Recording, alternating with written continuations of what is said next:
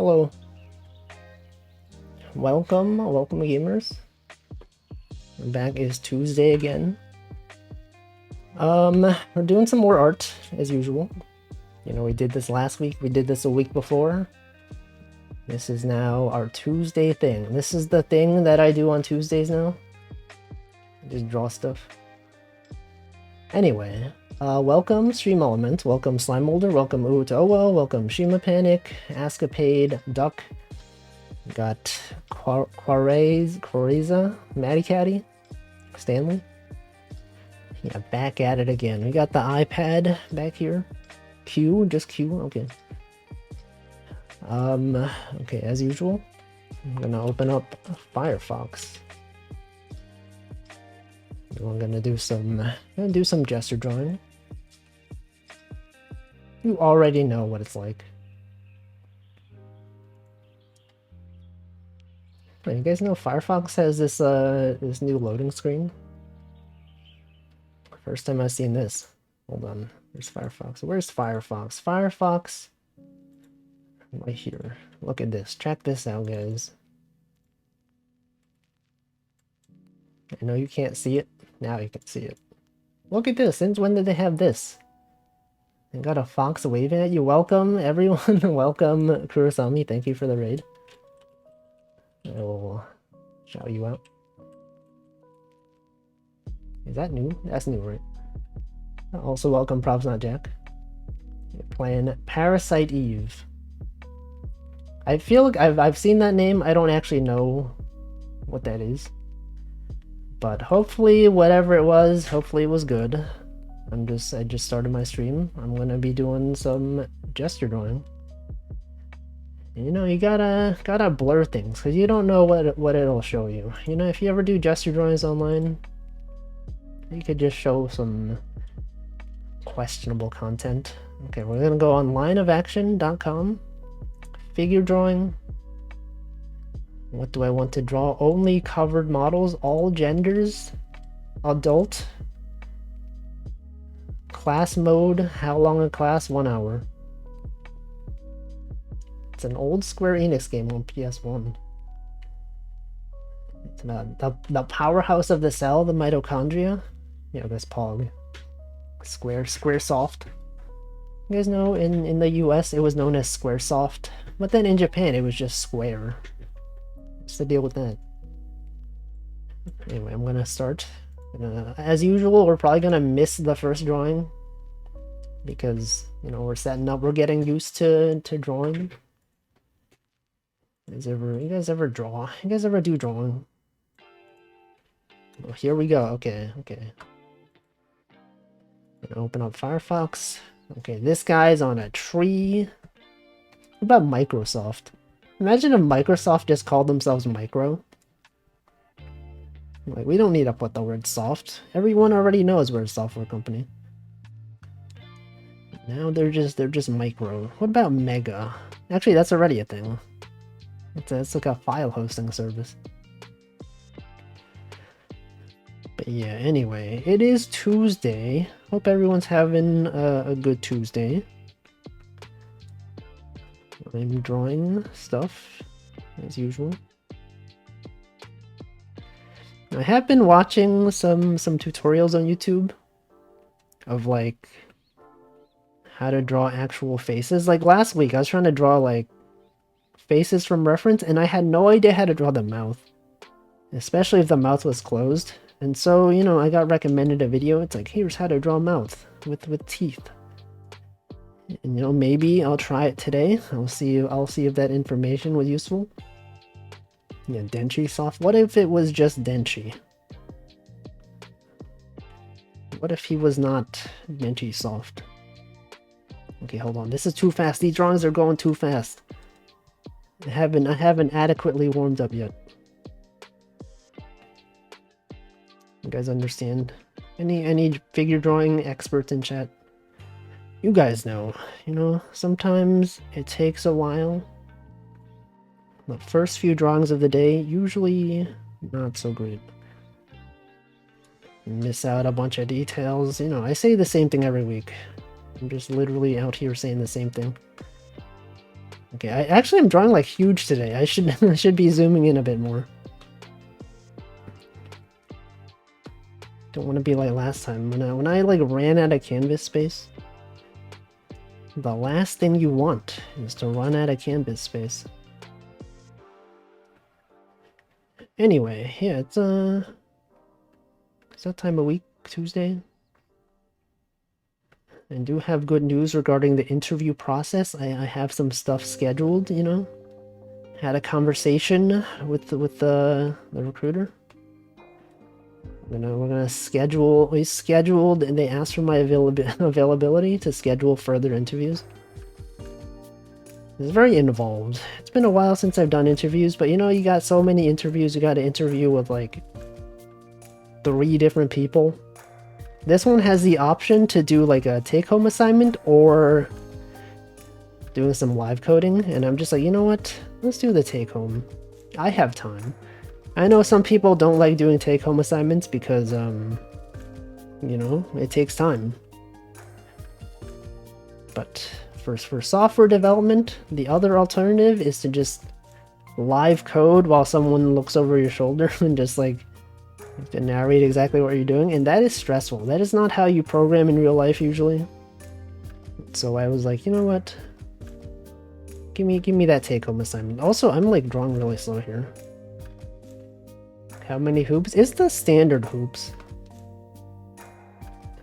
It's like, you know, the usual. You got like a system design interview, a behavioral interview, like a coding type interview.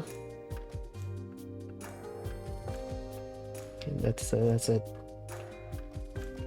And actually, this company that I'm interviewing for, they're like very thorough. They explain like very in depth what they're grading you on, what the different steps of the process are. Like when I was interviewing, like as an interviewer, interviewing candidates, I feel like our team was like really not prepared. Our interview process was very haphazard. We were just like, I don't know, we're gonna ask this question, I guess, sure. I just kind of just made it up on the spot as I interviewed people, which is like not the best way to do it. But this place, you know, they know how to interview. Technical interviews do suck. I mean, I think on the bright side though, like, I think not that many people are comfortable live coding in Rust. The interviewers have all said like, oh yeah, we have not had much luck finding Rust candidates, so it's nice that you know Rust.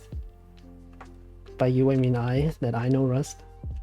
And he was like, we had some programmers that said they were going to code in Rust during the interview, and then when they started coding, they just started writing it as if it was C++. And I said, that's not me, I don't even know C++. And so, you know, hopefully that's a good thing, right? Assuming I actually do well, I don't know.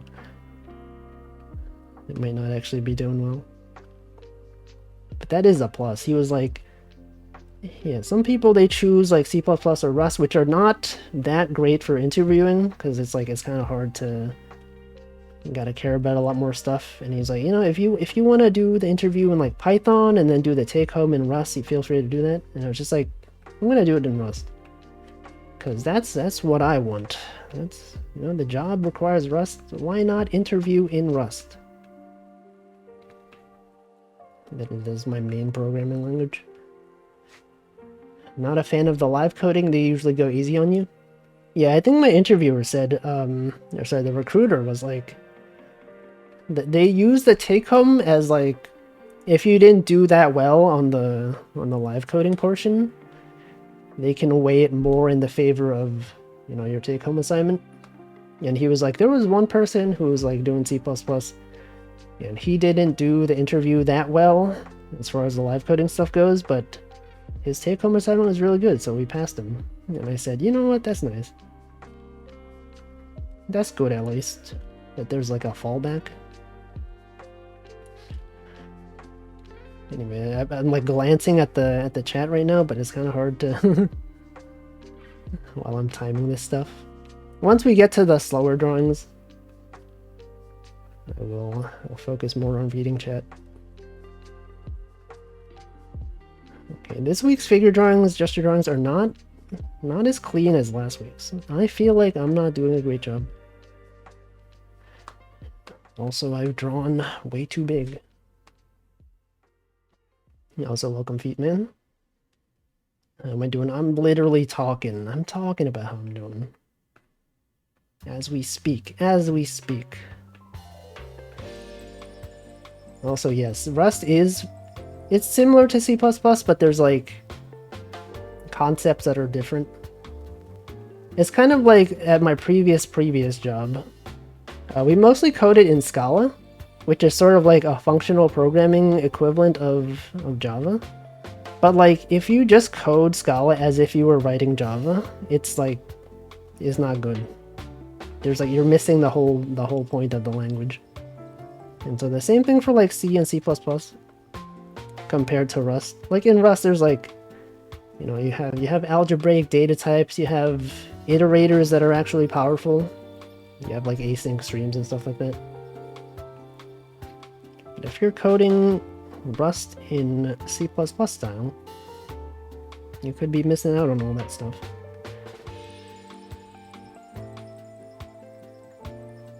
That's how it is. Let's see, on the topic of interviews, an acquaintance had an interview with a startup. The whole thing was no/bad requirements. One correct answer was returned true to pass the unit test. The true test was the interview to not get angry. That sounds stupid. I feel like if you're gonna be doing interview questions, they should be like at least somewhat similar to actual problems that you might encounter on the job. A lot of them, they're just like, you know, you're never gonna need to know this in real life. Thankfully, the interviews that this company is doing, at least they seem to be related to what the company actually does, like day to day. So that is promising. Same thing for the previous company that I worked at. When I interviewed there, the questions that they asked during the interview were actually like directly related to literally what I was doing on the job. After I got hired, the thing that they asked me on the interview was like actually what I ended up working on. Like for real. For real. For real, for real. There was also, you know, a lot of times people, they'll just ask stuff just to see, you know, what the candidate thinks. They don't expect them to solve the problem. You're like, this question's obviously too hard to solve in an hour. But it's like, then why give it to them? That just sounds stupid. Also, welcome the master. Did I know that Feetman loves America? Do you? Is that true? I guess you did request Pomu Rainpuff drawing as an American. So maybe. I mean, this drawing is not going so well. I don't know, my drawing skills have regressed. It's not good today. It's not good this week. Okay, let me scale things down.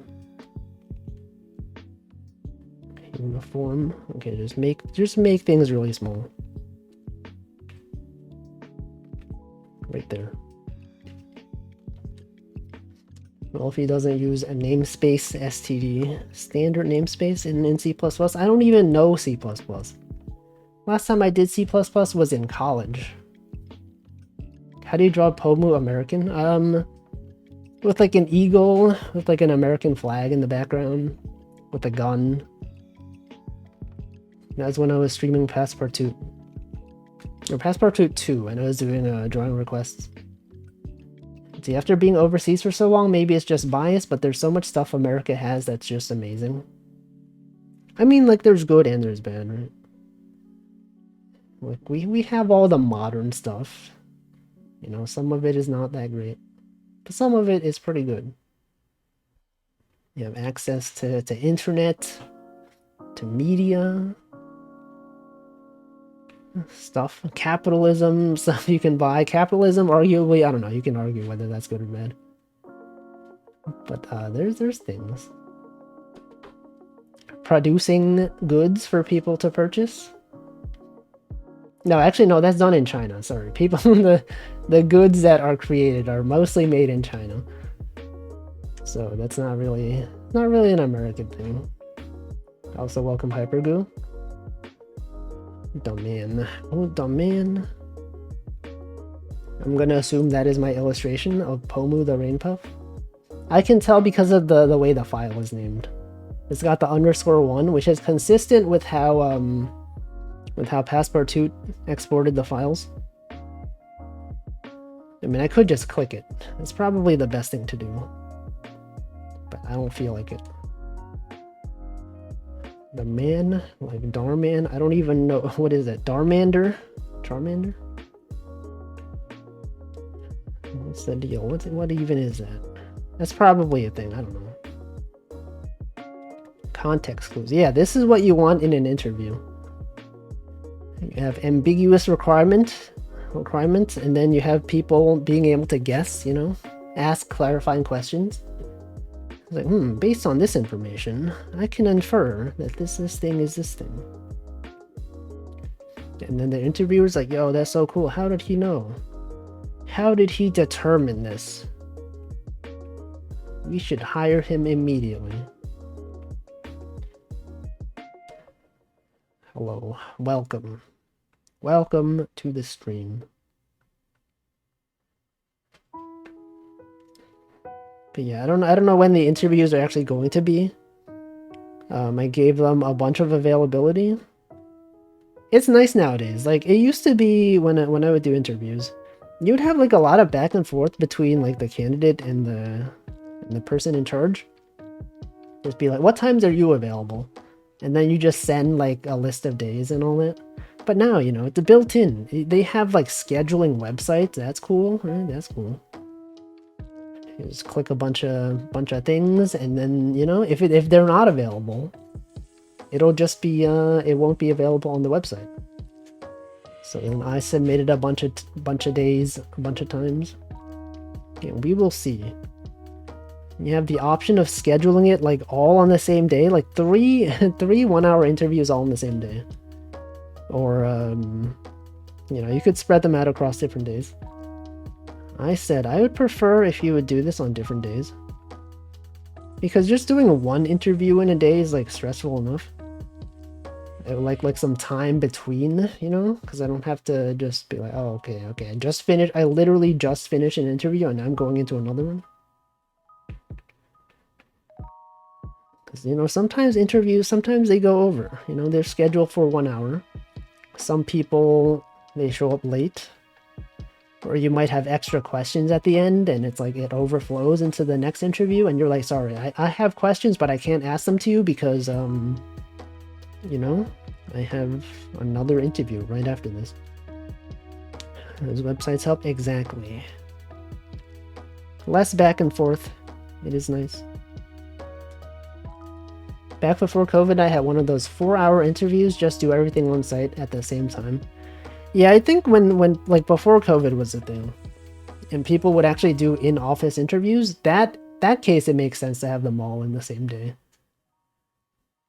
Also, I think it's probably because like because I'm not employed at the moment, so I have a lot of time to, you know, to schedule between different days. I think if you are employed and you're looking for a job, it's probably better to have them all in the same day, because you can just take the day off from work and then just have them all on the same day. So that's probably better, but me, you know, I got time. I have so much time. I wonder if they see like my available times and they're all like, oh yeah, this guy's available all day. He's like, does he not have interviews with other companies scheduled? I mean, I don't at the moment. The first one. Mine was 6 hours, and then 4 more. That is too many hours. That is like way too many. Like, what could they determine? Like, after 6 hours, if you like, I feel like after 6 hours, you already know if you like or don't like this this candidate, right? Did they have you interview with like 20 different people? I remember when I was like in the actual office though. It was the on-site interview. I also met with a ton of people, but then We also like went to lunch. That was actually nice. You would just go to lunch with like 2 team members. You just talk about stuff. They paid for the food, of course, obviously. So that was pretty good. Second interview with Google, 8 hours long. It's like, that's way too long. I don't know, because like a candidate like at the end of that many hours, you can't expect them to be like at the best like quality, right? They're like dehydrated, they're out there talking for like way more hours than they're used to. They have to use their brain like explaining all their solutions and all this. Half a dozen people. Is it like people that you're not even gonna work with though? Because sometimes they do that. Sometimes they have you interview with people from random other teams.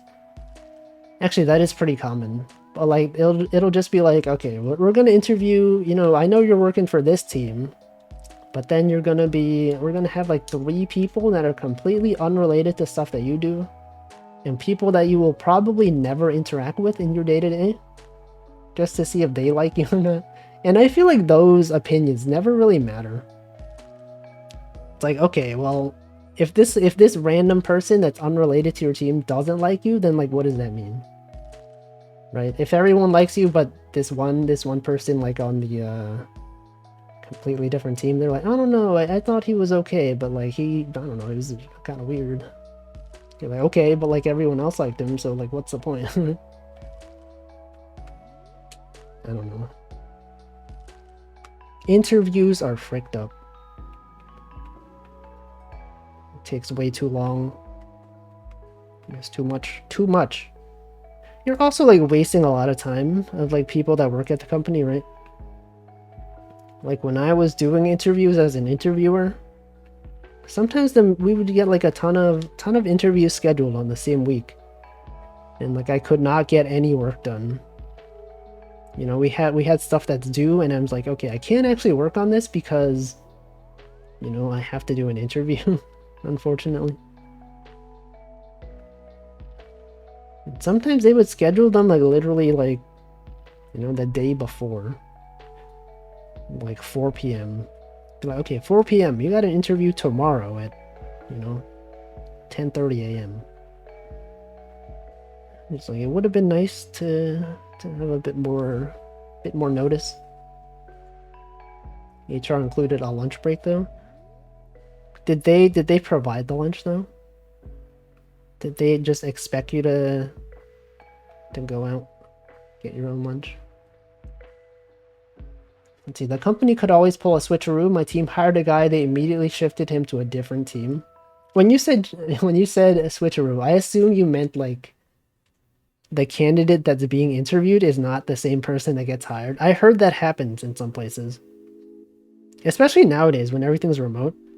Sometimes they'll like interview someone and then they're like, this person's great, let's bring them on. And then they actually join and it's like, this is not the guy we interviewed. This is literally just someone else. I've never seen that happen, but I've read about it, and that seems like bad. It seems like bad. But yeah, they can also just switch you to a different position. They could literally just lie to you. They could be like, okay, you're gonna be working on this thing. Nah, once you join, no, you got this other thing to work on. Also, welcome Bunzel.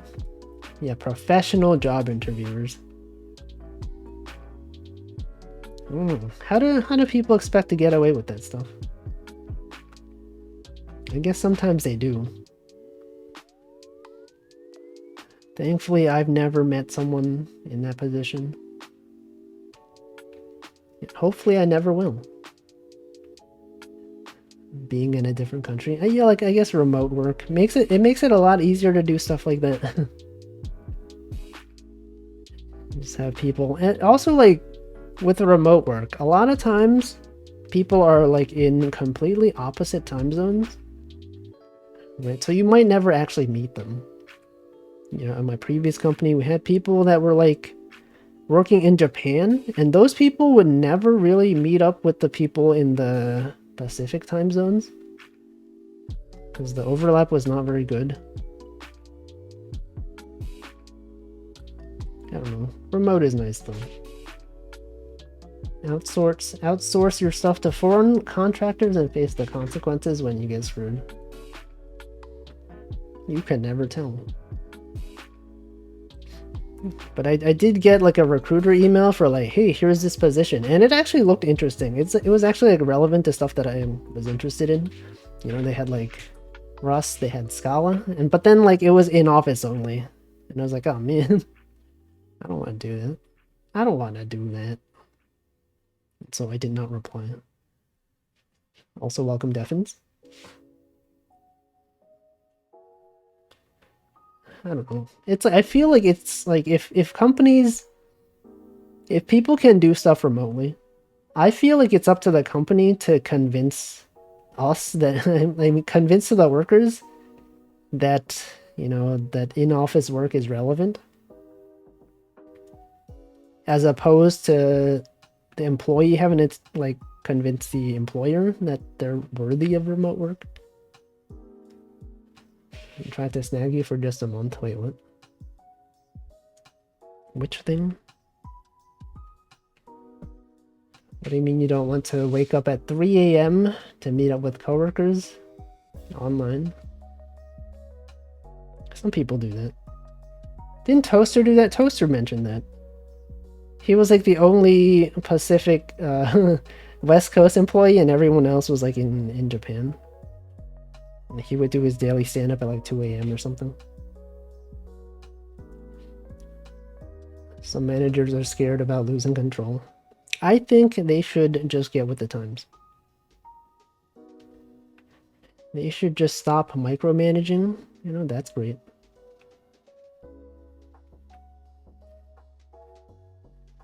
If it was me, I would never want to manage people, no.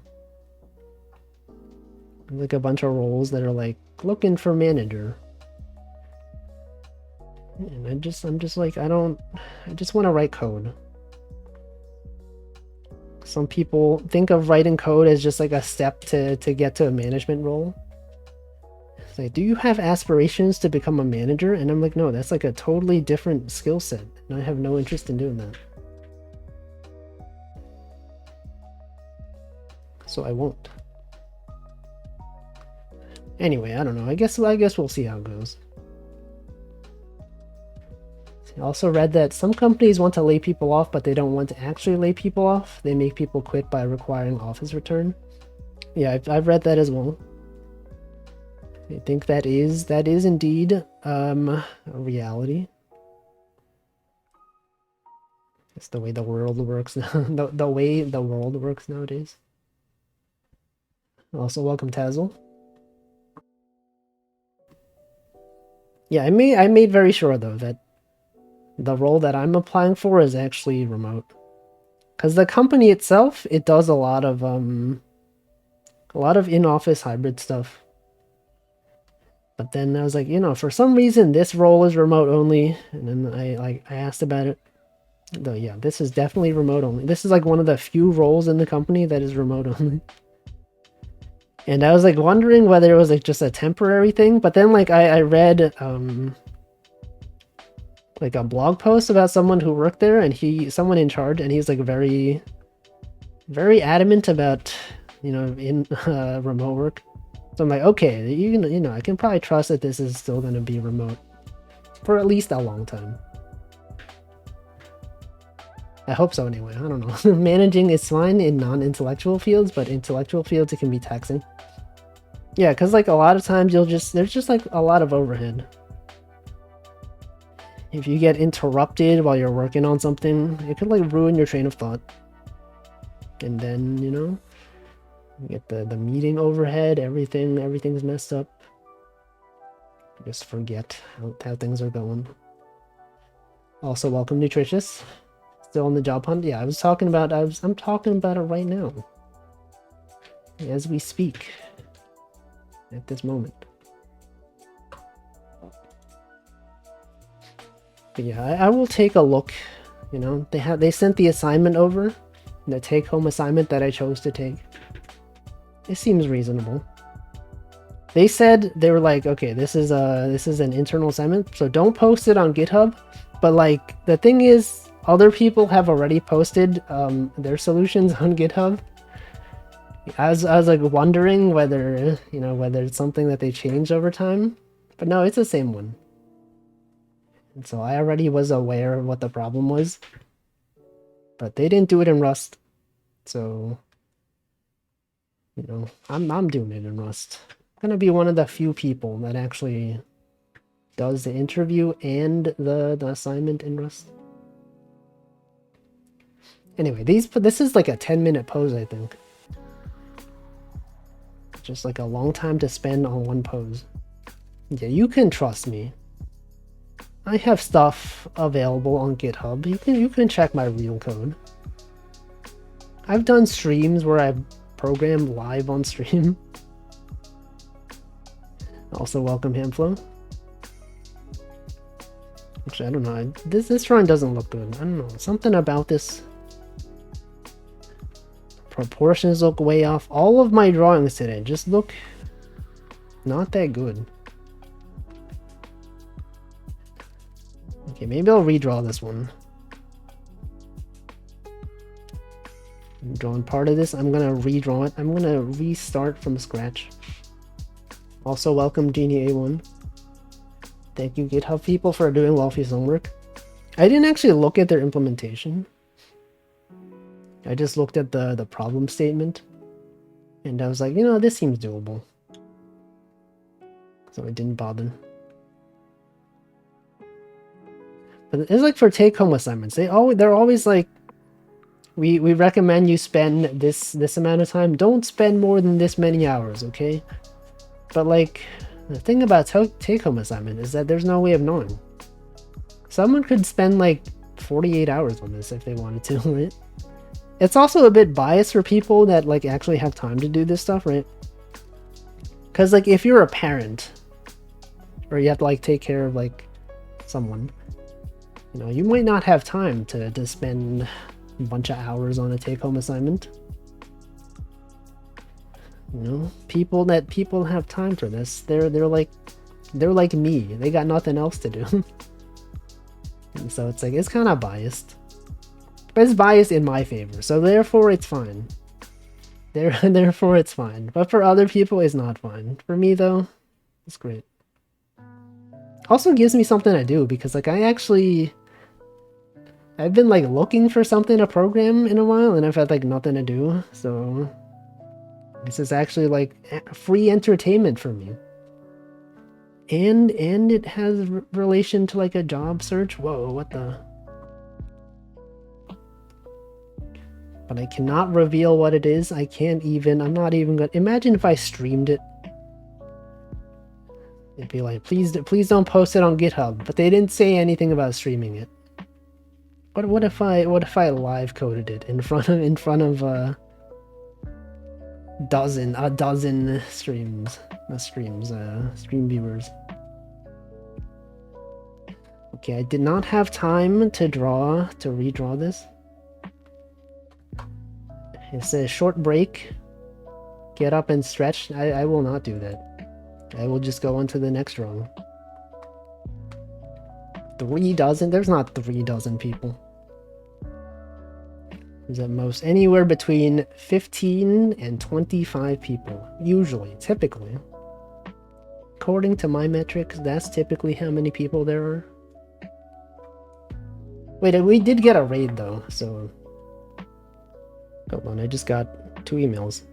3 emails, okay, they've scheduled all the 4 emails, alright, okay. I think they've scheduled all the meetings. Okay, hold on, let me confirm, let me check my calendar. Make sure that this makes sense for me. Google Calendar, show me all the meetings. I have a calendar right here. Let's see, when are these? Okay, we got one on Friday.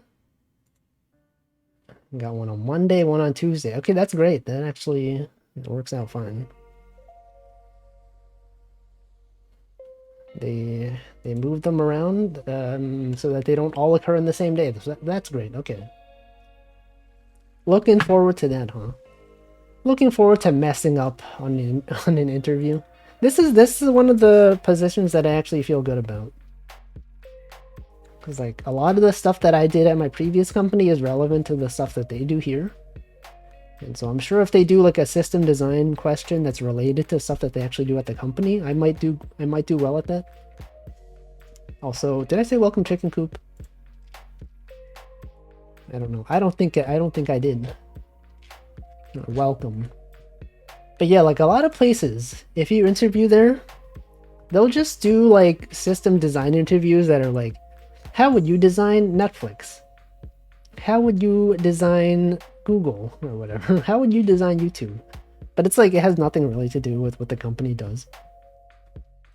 But this one, I think maybe it does. Maybe it is related. Let's see, betting all my Wolfie coins that you land this job. I have some confidence. I did also find like another job opening for another job that seems interesting. I talked about this yesterday. They had the job opening, it's been open for at least 2 months, so I'm going to assume that they couldn't find qualified candidates. And when I saw the interview requirements for the candidate, I was like, I'm not qualified for this. But then like given that the position is still open, maybe they're willing to accept someone that's like not, you know, not as qualified. But whatever. I could have also applied to a few more places, but I kind of don't want to have too many interviews like scheduled at the same time. I don't know why. It's like I don't want to have to like time interviews. It just seems annoying. But like I think objectively that is the best thing to do, right? If you have multiple offers, then you can just be like, well, if you give me this offer, this other place is offering this much. And then you can be more competitive. But then you gotta like schedule stuff. You gotta be like, okay, once you get the offer from one company, you'll have to be like weird about it. You have to be like, oh, you know, oh, just give me time to think about it. And then they're like, are you talking to another company? Are you gonna use this this offer as leverage for another company? Say no, definitely not. I mean, they know people do that. But I just, you know, I don't feel like spending all my time doing interviews for jobs that I don't actually want. Right? Because at my previous job, one of the people there, he was interviewing for a bunch of places. And we were talking about it, and he interviewed for a bunch of places that he didn't really actually want to work for. He actually did get an offer, and like the money was pretty good. But then he was like, I don't know if I actually want to work here. Like, kind of, it just had the wrong vibes when I interviewed there. So he ended up not taking the position, and but then he ended up kind of regretting it because he was not able to get another job offer for a long time. I've also talked about like a while ago. One of my former coworkers from my previous job also interviewed somewhere and actually got accepted. And he was ready to give his like 2 weeks notice or whatever. But then I think they rescinded the offer because they were like downsizing or something. And so he didn't actually get the job. But thankfully he didn't tell the company. He didn't give the 2 weeks notice. If he did, that would have been really awkward, right? Imagine telling your company, it's like, hey, I'm gonna be leaving for another job. And then the other job pulls their offer and you're like, oh frick. About that. I don't actually have another job. Can you please accept me back into your company? Now that would have been weird.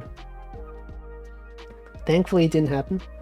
Maybe they counter offer you and you get a free raise. But the thing is, like, you don't want to accept a counter offer because then it's just weird on both sides, right? Because now your employer knows that you like want to leave. And so they're just gonna be looking for like a way to get rid of you. Right, they're like, oh frick, this guy's leaving. Okay, well let's hire some other people, and then once they're ramped up, we can lay off this guy. He's obviously looking for other places. Also, welcome Nani Wazuni. Ask if you're available for a small commission. I do not do commissions in general. So no. So no. There are rare occasions. Denchi, if Denchi commissions me, if Hololive commissions me, then yes. If Niji Sanji commissions me, sure. But most requests for that kind of stuff, then no. Also welcome 9s_1. When will Wolfie open up the art request redeem? Oh yeah, that is also a thing. When I played Passport 2, I had channel point redeems. I guess that is one of the rare moments when you could request me to draw stuff. If you are a regular channel viewer and you have enough channel points. But I don't know when the next one of those will be. Possibly never. What if I never do those streams ever again? You never know. There's no way of knowing. But yeah, I'm just here. I'm just chilling, you know. I don't feel like doing art for money just yet. Just have to develop a very good art game and get Wolfie to play it. Yeah, but then like I won't necessarily be drawing like the stuff you want me to draw though. Next art request redeem stream will be October 19th. How did you know? How did Hamflow know the specific day? What day is it? What if that's a Sunday? I'm gonna check. Calendar 2025. October 19th. That is a Sunday. It is a Sunday. I'm not streaming then. Think I'll stream on a Sunday? Heck no. Of all the days, you had like a 6 out of 7 chance of getting a valid stream day. You failed. This guy failed. Maybe I will be by 2025. Probably not. Well, I don't know. You can never tell, right? It's like a long time from now. Official Hololive model artist. Yeah, I did the official live 2D drawings. The real ones, the for real ones. Anyway, I spent a long time on this drawing. It doesn't even look correct.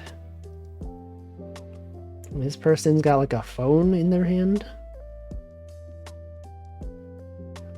Out here phoning. This is a phone, by the way. It doesn't look like a phone, but I am telling you, this is indeed a phone. I'll start streaming on Sundays because of what happens on June 22nd, 2024.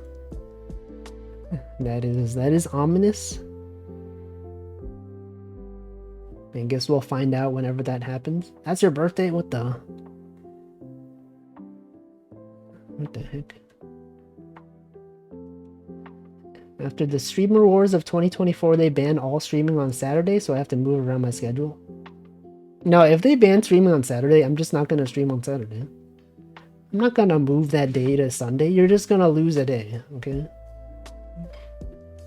June 22nd, 2024, everyone just moves over to YouTube. Everyone just moves over to Kick, to Facebook Gaming. That's where everyone's gonna be. There's no way to approve or disprove this. It will be there for real. Anyway, this is a wheelchair. In case you were wondering, here's a chair. It's got wheels. Does livestream.com still exist? We talked about this. We like literally yesterday, I think. Streaming platforms, they don't live very long. I guess, how long has Twitch been around? 10 years? No, it's been more than 10 years. 15 years? 20 years? It hasn't been 20 years. 1,000 years. 50 billion years. It's been around forever.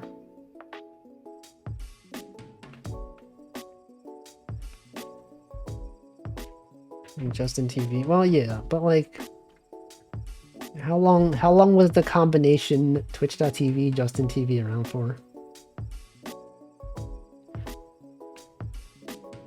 It must have been like at least 15 years, right?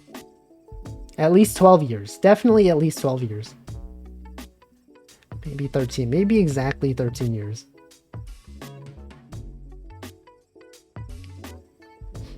(2011) Okay, so like 12 years. It's pretty close. I said like 13, right? It's like it's in its rebellious teen years now. Okay, next one. We spent enough time on this. Today's drawings, not good.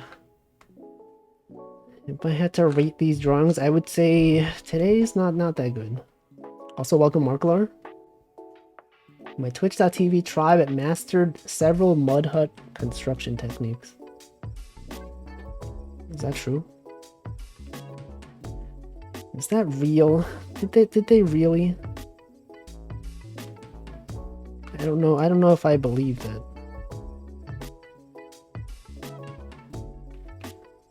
But anyway, that's it. Also, the cool thing about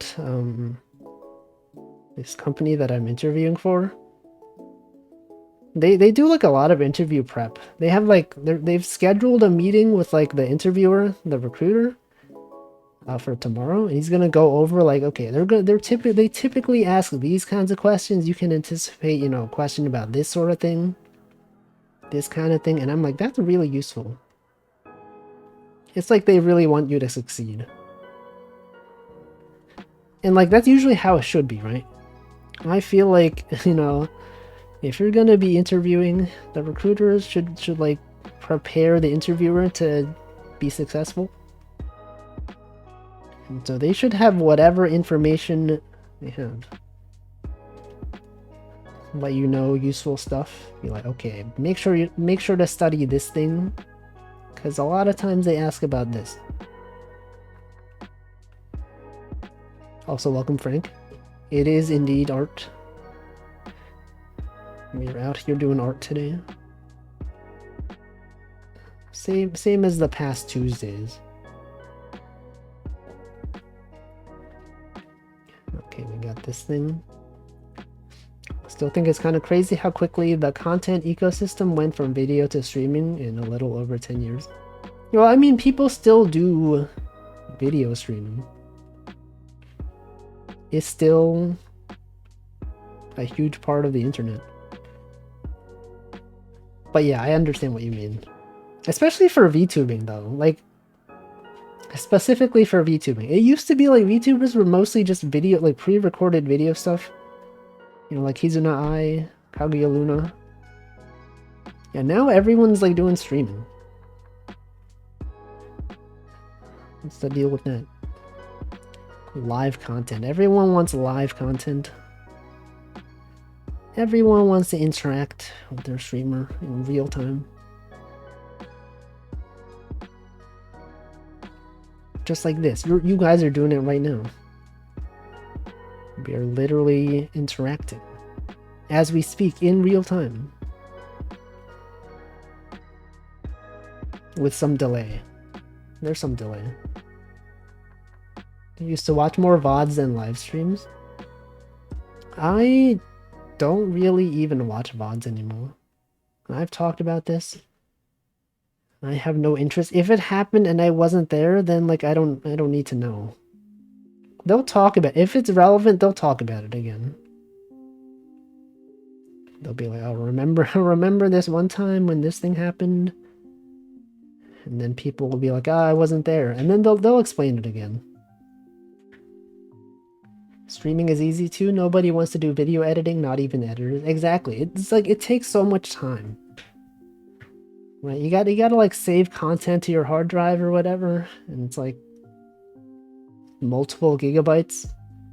Takes forever to render. You gotta upload it. Why not just upload it live? Right? I don't save my VODs.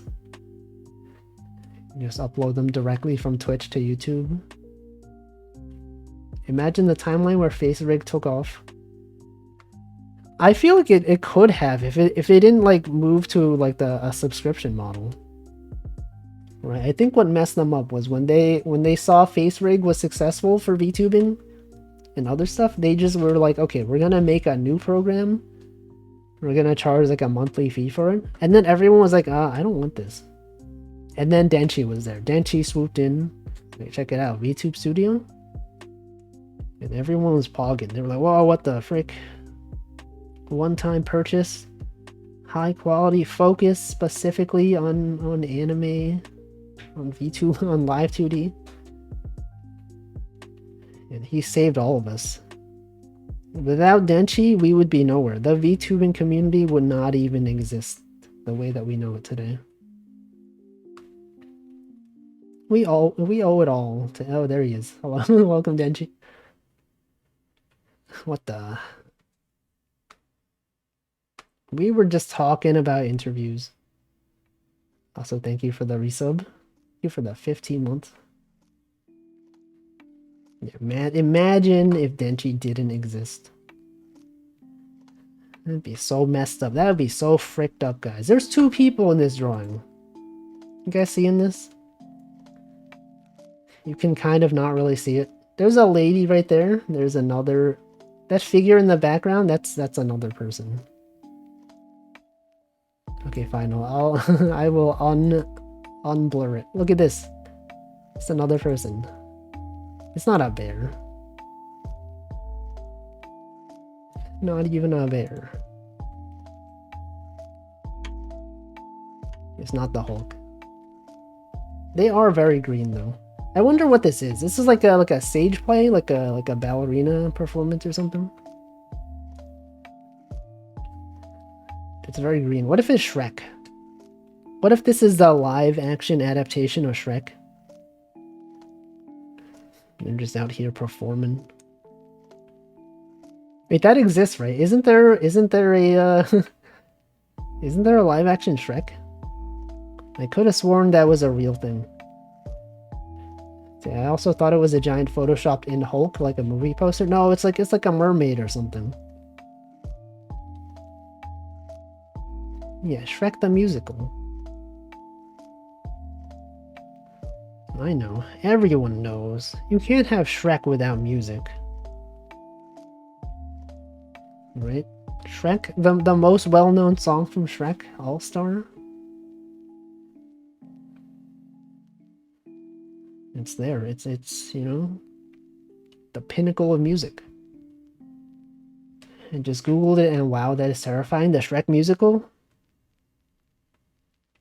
What's terrifying about it? What, just because he's an ogre? You think it's terrifying just because he's an ogre?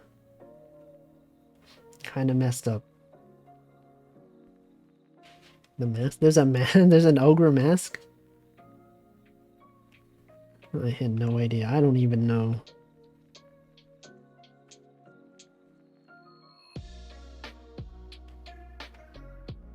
Literally shaking my head no. He's literally out there shaking his head.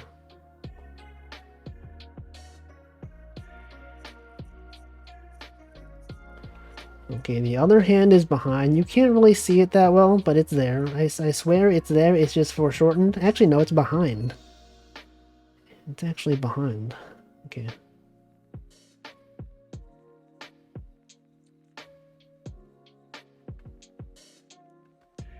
It's not that good.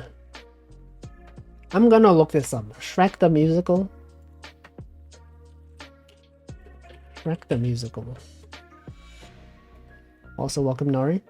Shrek the Musical is a musical with music by Janine Tesori and book and lyrics by David Lindsay Albert. Albert? Hold on. David Lindsay Albert? Or this is Albert out here? Okay, look. What did I freaking tell you? Book is by David Lindsay Albert. The bear is real. I told you guys. You didn't believe me. It's there. Telling me a bear wrote this? Yeah, exactly. Everyone doubted me. But here we go. Shrek wrote the book. Okay, what other things? It's Oscar winning. This thing won an Oscar.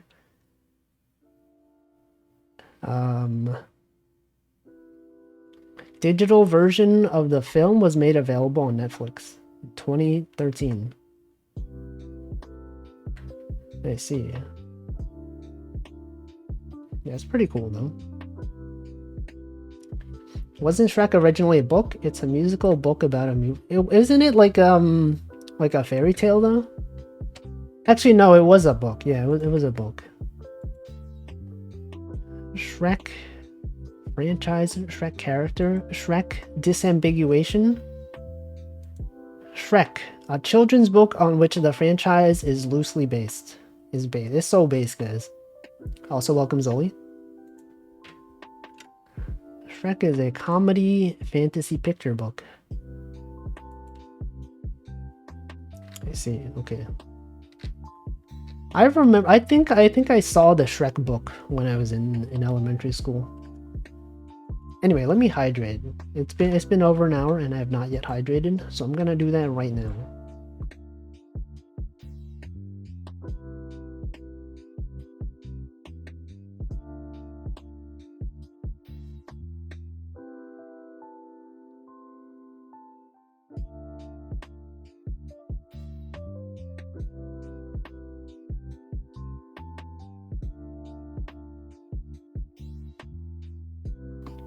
Okay.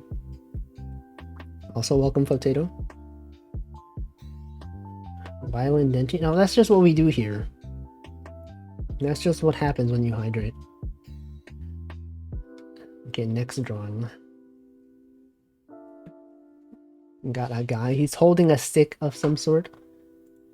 Yeah, that's just how things are out here. It's the national pastime. When streamer hydrates, you gotta bonk. If they have a bonk redeem, you have to do it. It's in the unwritten rules. Often VTubers they'll have unwritten rules on their stream. Stuff like, you know, don't bring up other streamers, don't talk about this stuff. Here it's like if the streamer hydrates, you gotta bonk. Otherwise, how's the cup gonna flip, right? Those are usually written. Yeah, but sometimes they're not written. And then what? No, sometimes, what the heck? Sometimes it's not written. It's not written in mine. But it's also not a rule, so I don't know. See, Zoli said, I accidentally let the humidity in my room rise to 70%. It suddenly felt so hot and suffocating. Do you have like a dehumidifier?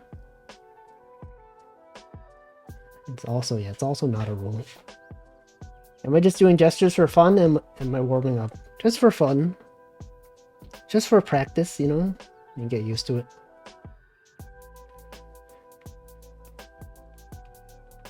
I used to do a lot of these, like, you know, just in my free time. Just spend a lot of time just doing gesture drawings. And I was like pretty okay at them. But I never really applied them to anything. I have like nothing that I really want to draw.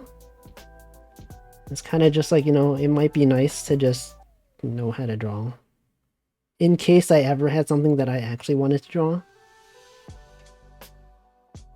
Cooking up his masterpiece. Yeah, I'm gonna draw like a amazing thing. What if I've already drawn an amazing thing? And I just post it on like a different account and no one knows it's me. They're like, whoa, this master at art? Who is this guy? Out here posting great artwork every single day? It can't be Wolfie, because this guy's art is too good.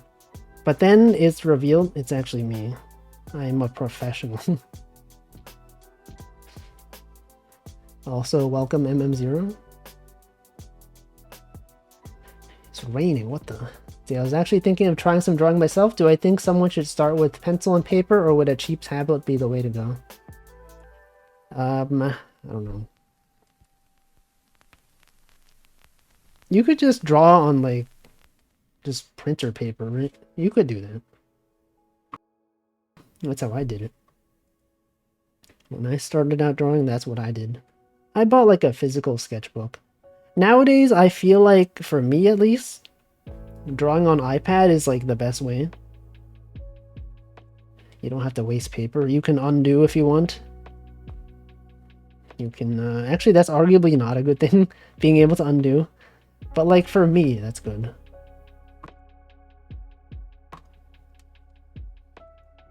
I don't know. You could like buy a tablet. Yeah, just whatever makes you want to draw. Let's see, I already drawn plenty of amazing things on this account. I drew Wolfie fishing on a boat. I did draw that. I did draw that. And I was paid. I was paid several money for that. A shocking amount of money. There's the professional artist named Twitch user Wolfaz. I don't know if you've ever heard of him. He's a guy. He is a guy who draws. In fact, he's drawn right now. You should go check it out. What are you doing here? Go check out. Go check out twitch.tv/Wolfaz. You don't need to be here. He's the guy. He's the one guy. No one else ever draws. You think about this? There's only one guy who ever draws anything, and it's this guy. That's it. Kurosami said I got the one by Wacom. I keep saying Wacom. It's actually pronounced Wacom. You guys know that? It's pronounced Wacom. Like whack-a-mole. Got the one by Wacom, not to be confused with the Wacom one. It's a great little cheap tablet. Yeah, I think the one that I started off with a long time ago. It's like a Wacom A3, I don't know. It was a tiny tablet. And it was good. It was good. Guy who refers to himself, refers to him as Wolfaz. Some people do though. Some people do that. They don't say Wolfie. They say Wolf. Is that Wolfaz? Is that the Toho guy, Wolfaz? Yeah, Wacom. Just like that. Whack-a-mole. Whack-a-mole. Whack-a-mole. Also welcome Pastry Fun Tube. Hope you're having a good day, everyone. Okay, well, once I fill up this page, I'm gonna start drawing the faces. Maybe I'll draw some more anime, you know? Like 2 weeks ago, I drew some anime. Not last week, though. Last week, I drew some, like, more realistic faces. But this week, though, maybe we'll change stuff up. Just for fun. Just for funsies, as people say. I have a Huion. How do you pronounce that? Huion HS611. And it's alright. I think tablets have become like very affordable nowadays. Including like ones that have screens on them. You know, back in the day, those were so rare. Those were so expensive. But now they're like, you know, they're like, I don't know, they're reasonably priced. Also welcome Puffy Quosi. Laugh with many, but don't trust any. What? Is that a riddle? Also welcome Arky. Yes, I am indeed doing art. I'm drawing literally right now. It's on my iPad mini.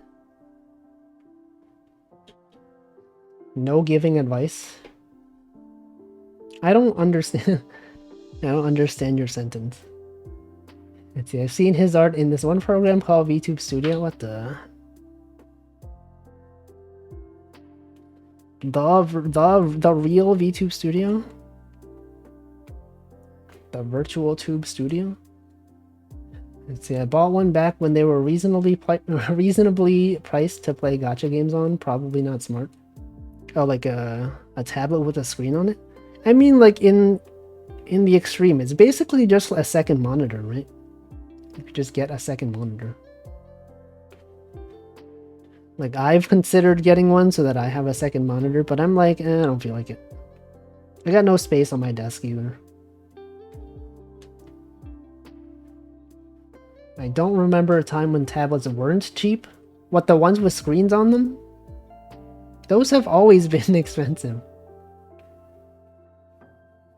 If you mean like the ones that don't have screens, yeah, those are pretty cheap. You can buy a monitor arm. Yeah, but then I don't have space to move it around. I guess I could put it above my first monitor. But then I have to like keep looking up. You guys are underestimating. You guys are overestimating the size of my room. It's very cramped. I don't know. I'm fine with with one monitor. Is my PC on the desk? Yes. I got my gaming PC. I got my Mac. Am I talking about strictly drawing tablets? Well, like, I mean, like the drawing tablets that have screens on them. Yes. Denji said, bought a screen tablet a while ago, can't get used to it, now it's just collecting dust. You're not even using it as like a second monitor though? You could just have it. You could just display stuff on it. That's why I have little space on my desk. No, my desk is just small. See, after buying my screen tablet, I don't know if I could ever go back. Is that, you use it as like a monitor when you're streaming? Does it have VESA mounts? I feel like every tablet has like a VESA mount compatible thing. You might have to buy it separately, but I would be surprised if you couldn't. Say like my XP Pen screen tablet. On the other hand, I can't draw my iPad as whack. I feel like iPad is the only way I draw nowadays. Cause like, it's so convenient having gestures. You can move it around everywhere. It's so portable. It's nice. Also, welcome Cole. I have an XP Pen screen tablet. It doesn't have a VESA mount. Yeah, but I mean, like, you could buy one, right? There probably is one you can buy. It's probably not built in. You'll probably find it on like Amazon or something. Do I use Clip Studio Paint? No, this is Procreate. Procreate is like the best iPad art program. It's also like, what, like $10? $12? It's like a one-time purchase. Everyone who does art on iPad, they're basically using this app. Clip Studio Paint is available on iPad, but it has like a monthly fee.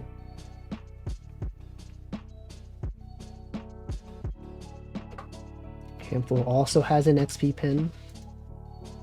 That I've seen those. When we think about tablets, screen tablets, it's like Wacom. You got XP Pen, you got Huion. Those are the big three nowadays. See, Cole said, I bought stickers to put on the back to VESA mount it, but it's not the best solution. Stickers? That doesn't sound secure. Oh, you mean, oh, I thought you meant, okay, like, okay. Adhesive material, probably. I thought you meant, like, literally stickers, like, you know, when people talk about stickers. It's like, that doesn't seem safe. What do you mean, stickers? You can get VESA mount adapters, they can be bulky, yeah, but like, you know, it's available. It's out there in case you want it. What is the Vista Pen? What about the... What about the 7? What about the Windows 7? The real question is, who in this chat doesn't have any sort of drawing tablet, drawing monitor? Me. Unless an iPad counts. I have an iPad. I would recommend iPad. iPad mini, some people might be like, oh, it's so small though. Like, I don't know if it's good enough. If you have like an Apple store near you, you could just go in there, just draw random stuff on their iPads. That's what I did. For like several months, I was like deciding whether I wanted an iPad. Maybe not months, but like for a while. I was like, man, I kind of want an iPad. And like whenever I had the free time, I just like, it happened to be near an Apple store. I would just go to the Apple store. I would just draw on all their iPads and I'd be like, you know what? I like this one. And then one day it went on sale and then I bought it. And I was like, yo, that's nice. It was nice. See, Hample said, I don't know how strong the monitor arms are because the tablet is pretty freaking heavy. Always hesitant to get one. I don't know. You could probably find videos, you know, people that have it. They're like, is this good? Is it good? It's probably good. I have a normal iPad because the mini was more expensive. Yeah, because it's better. The normal iPad, the screen isn't laminated, and so when you draw on it, where your Apple Pen or your Apple Pencil is, it doesn't actually line up with where it actually is on the screen. That's why it's cheaper, because the screen is not as good. I like the mini. It's nice. It's good. I mean, it's probably fine for most people. You probably won't really notice that much. Let's see, does it have to be a dedicated Apple store? Can I go to the supermarket? They have apples there? Yeah, you could ask them. And go there and be like, you have an iPad mini here? They probably don't, but maybe they do. You never know, right? They could just be selling it at the supermarket. That's like the best way to find it, you know? Unexpected sales. No one will expect them to sell Apple products there. There's a Black Friday. You know, on Black Friday, people don't go to the supermarket. That's where you get the best deals. That's just how you do it.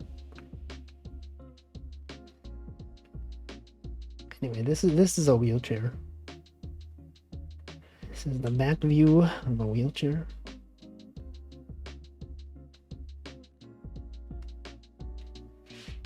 The weight isn't a problem with monitor arms, but there is some wobble sometimes when using it.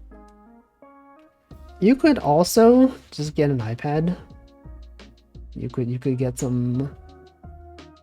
You can actually... So the way I played Passpartout was that I downloaded a program on my PC, and I used that, and I could just draw on my iPad, and it would transfer to the PC. Just use your iPad as like a second display. You can do that. The latency is fine. I didn't notice anything. Actually, I guess it depends how your router is set up. I have a router that's like right next to my computer, so it's connected via Ethernet as well. Maybe it's worse if you don't have Ethernet. But I had it and it was fine. It was great. And like latency for drawing doesn't matter as much for like art programs compared to like gaming. Supermarket. See, my budget gaming laptop is from Walmart Black Friday. No one else bought it. Literally no one. They were just like, we don't even want this. They're like, what is this garbage? It's not even good. iPad is probably not good for sculpting. I don't know. I'm sure some people do it. It's probably fine. Probably. Wasn't there some cool sculpting program? I would be surprised if there wasn't. You know, it seems like something people would be working on. Apple. Everyone loves working on stuff on Apple. The software is pretty good. It's pretty reliable. I've actually, before I had an iPad, I've had several Android tablets. And, you know, I used to be like an Android tablet person. I was like, oh, iPad freaking sucks. I would never get an iPad. Oh, Apple, freaking Apple. But then, like, it's like all the Android tablets I had kind of were not good. There are no really good art drawing programs on I can't even talk. art drawing programs on Android tablets. Actually, no, I think there are nowadays. But like back in the day, there was like nothing. You compare it to iPad, the quality on iPad for their drawing apps is so much better. And then I was like, you know what, I'm gonna get an iPad. And then I got one and everything was good. Everything was great. I can count on it to be usable.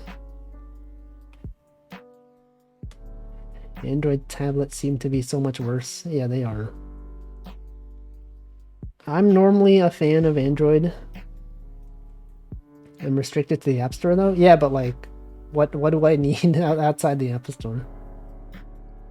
There's not really anything. Like okay, so also I only use I only use my iPad for art. I know some people, they'll use their iPad to like watch YouTube or whatever. I don't do that. The only time I ever use my iPad is for drawing. Which is unusual, because I feel like most people, if they had an iPad, they would use it for everything. Google Keep Wolfie Aikatsu fleets.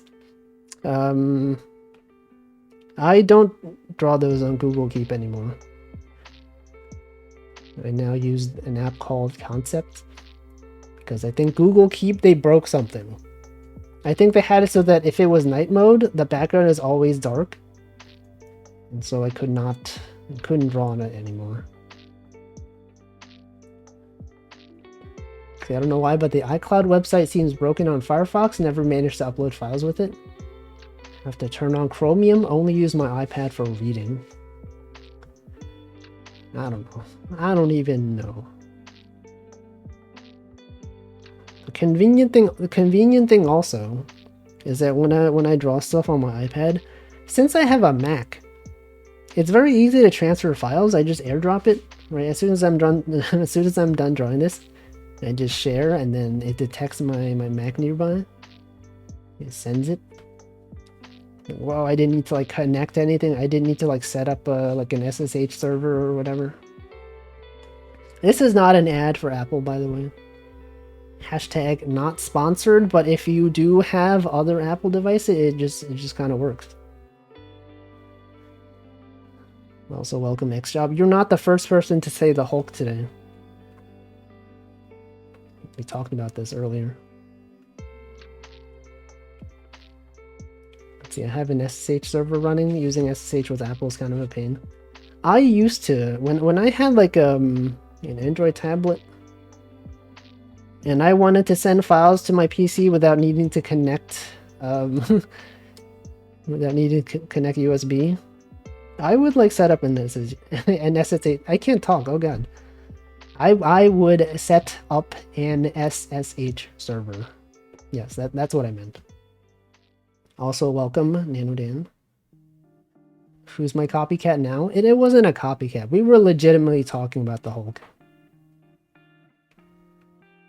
It was actually relevant to the conversation. Okay, this is here.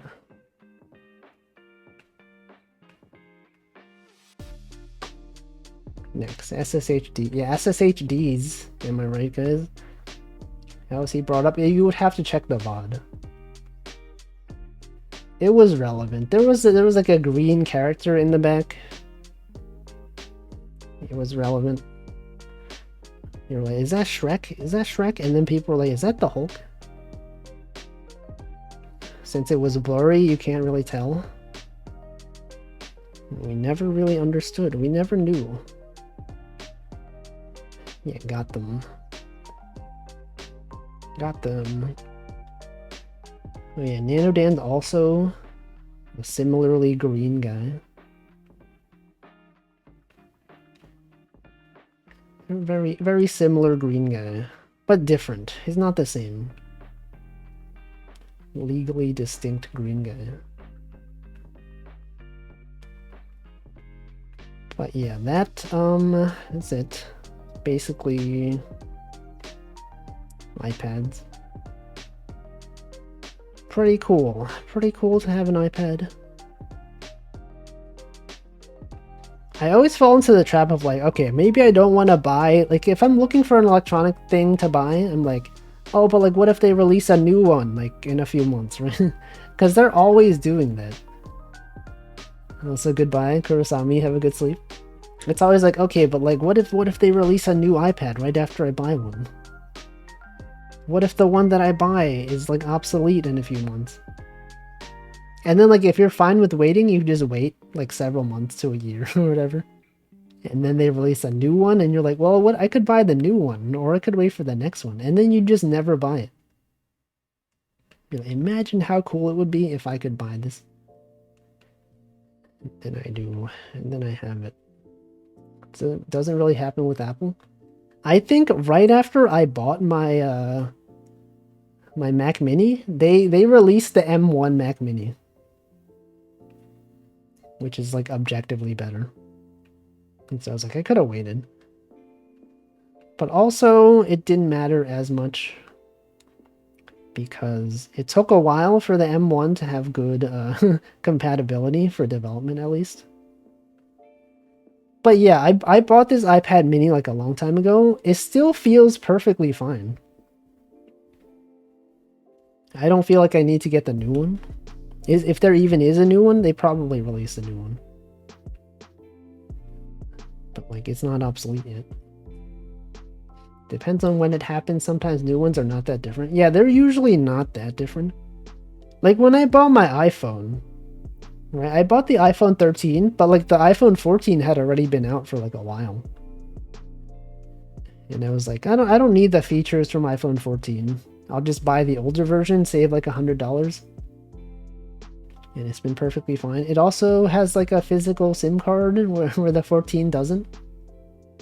I mean, I don't have a physical SIM card, but if I ever did, it might be useful. But yeah. Things being obsolete too quickly. Okay, this guy, he's got like a bow. A bow and arrow.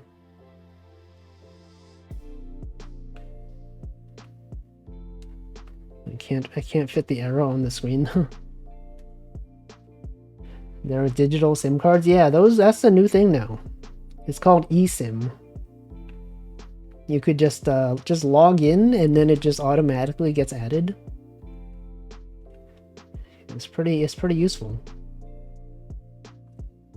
My Twitter timeline has a lot of submarine talk today. Yeah, that's how I learned that there's like a submarine that's controlled by like a PlayStation controller. They were like sending a submarine to look at the Titanic or something. I don't know. That's how I found out. I just saw a screenshot of like a PS2 controller with no context. It was just like, oh, this is what they were using on the submarine. I was like, what are they talking about?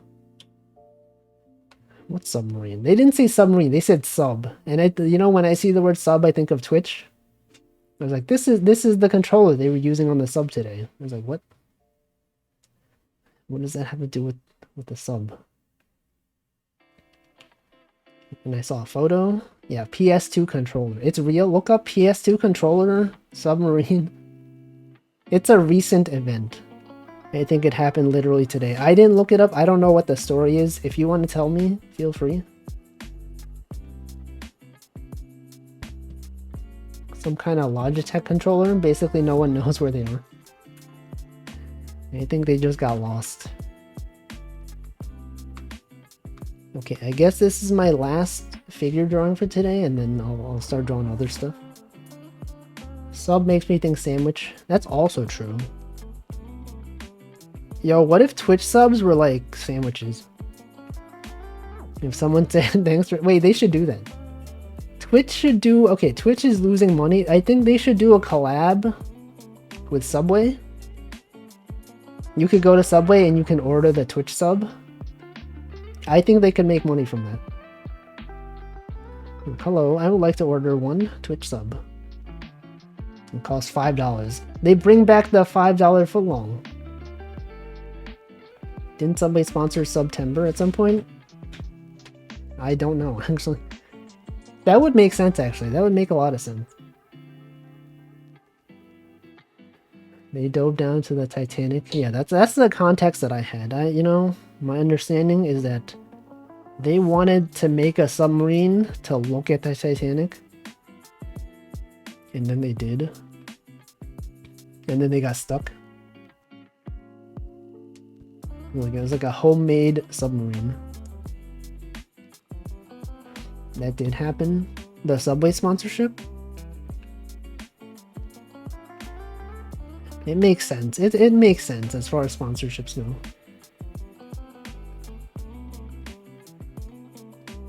It's a pretty smart idea. People can laugh at it because like, aha, sub, I get it.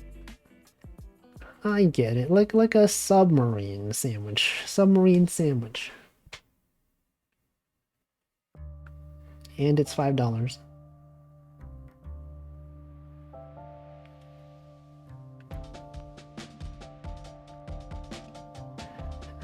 Okay, here's a guy with an axe.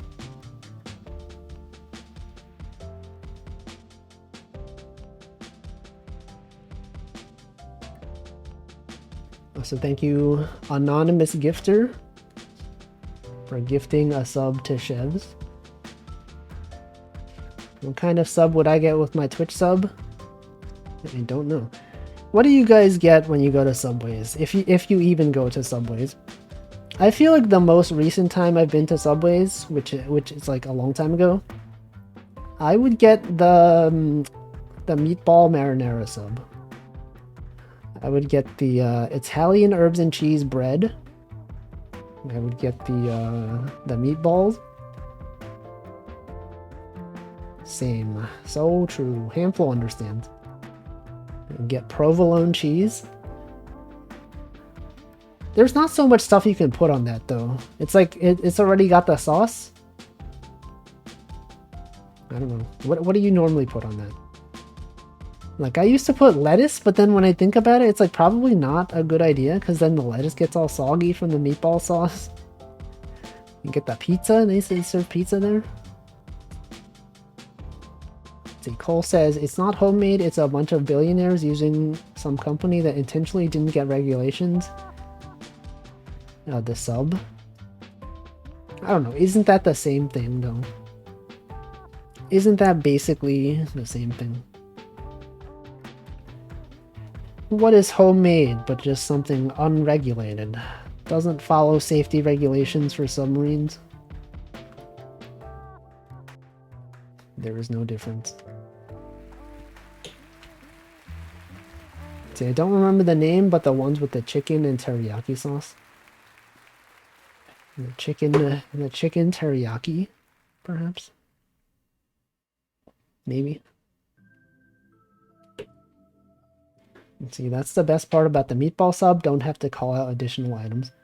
Oh, you know what's a good thing to add to meatball marinara sub is Parmesan cheese, if they have that. You put that in addition to the other cheese that you choose. It's pretty good. Get lettuce, green peppers, banana peppers, jalapenos. Actually, peppers. Yeah, peppers might be good. I've never done it. Yeah, Parmesan, good. I've heard some people, they get the meatball marinara.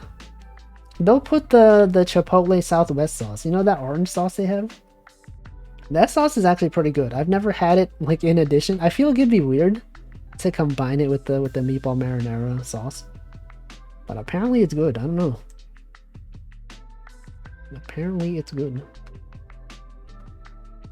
It might not be. It might actually be gross, but I like the taste of that sauce. It's like, isn't it? It's orange. It's got a nice kick to it. Would recommend. Here's an X.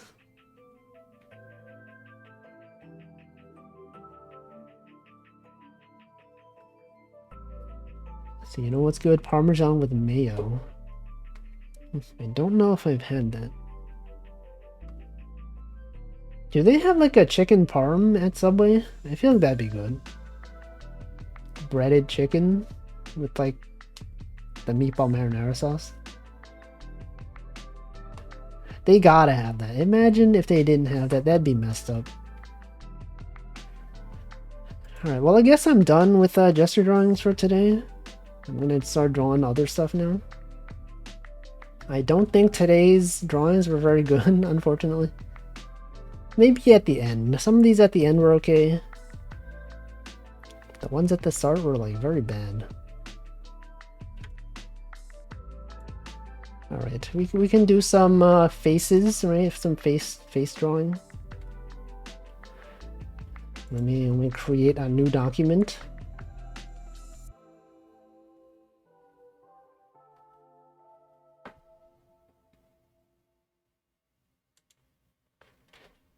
It's just you're drawing something you can just start with.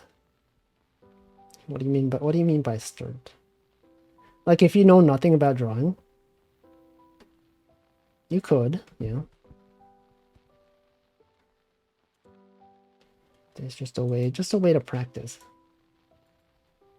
But yeah, you should probably like watch some videos though, because like they go over the different concepts. Like at least get the proportions down. It looks hard, you get used to it. There's some basic things you got to think about, right? If you think about the proportion, here, this is a lesson, guys. Like let's say this is the height of a human, right? You approximate the halfway point. This is where the pelvis is. And then you can draw like the rest. The legs are here, right there. Is this halfway? Yeah, that's about halfway. Legs are here. You can remove this. And then like, you know, you divide this into a bunch of parts. The shoulders can be like about here-ish. The head up here. Okay, the neck should be okay, I've drawn this wrong. Like that. I don't know. These are probably not the most accurate proportions. But you can look up tutorials. Let's see, I want to go from stick figures to smexy anime girls. I gotta find the video. There's a lot of them. Long legs. These are normal legs. I feel like most people, they underestimate how long legs are. Anyway, they got the arms, right? The arms, they go down to here. Actually, this part, this line right here, this is about where the hands start. Right, and then half of this, that's the shoulders. Sorry, that's the elbow. Exactly, right? I'm right. I know.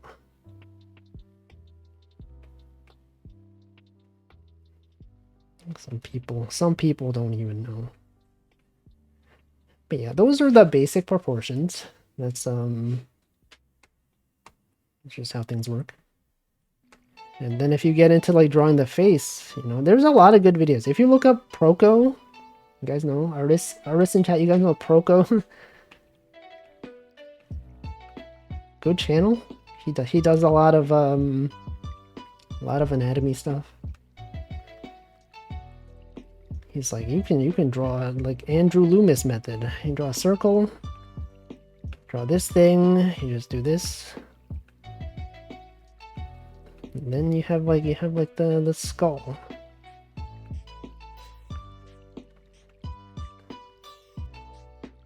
I don't know, this is not the best not the best demonstration.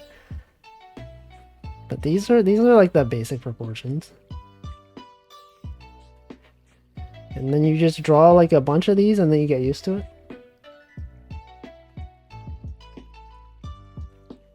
I feel like I made the top part a bit too large. But yeah, once you get used to drawing it with guidelines, you just you can start approximating and then it looks good enough.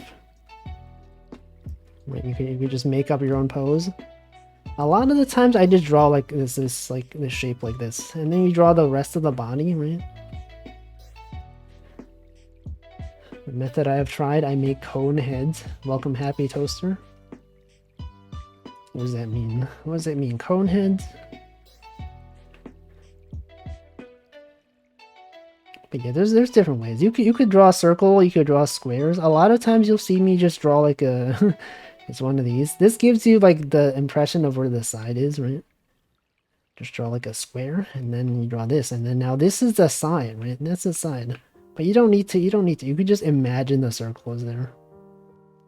And then you could do this. Then you just do that.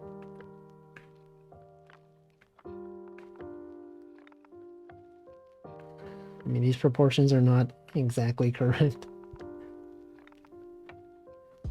And just imagine the shapes are there. Just pretend. Anyway, I'm gonna start drawing some faces, I guess. Line of action, same as last week. Maybe I'll draw some more anime. Gender, both. What kind of session, all the same length. What time interval? 2 minutes, sure. No, 90 seconds. No, you know what, 2 minutes. 2 minutes is fine. Oh, it's the same guy. We keep getting the same guy over and over again. It's the guy with the hammer. MC Hammer. Main character Hammer. Okay, so you got this thing, right? You got his face is right here. Then you draw his eyes. He's staring, you know, he's staring over there. You draw the nose. Also welcome Wishy Wishy. Drew the eye a bit too far up.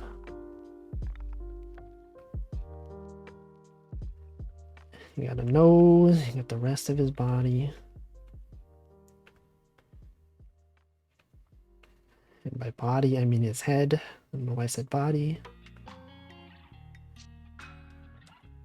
Actually, I made his head too big. That is one thing that you get sometimes if you're just approximating stuff. Sometimes you draw it a bit too big, and then you have to correct it.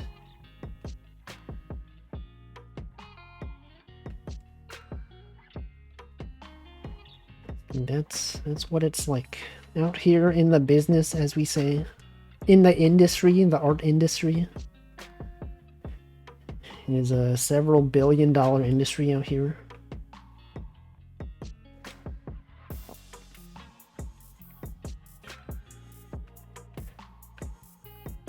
I don't know. Well, you know what? I did this last week. I'm just gonna. What if I just start making up stuff? Next one. I'm gonna loosely base these drawings. Okay. Wow. Look at this face. Okay, you guys can't tell, but her face is very. I don't know how to describe it. Here, I'll take a look. What the freak? This lady's good at making like really weird facial expressions.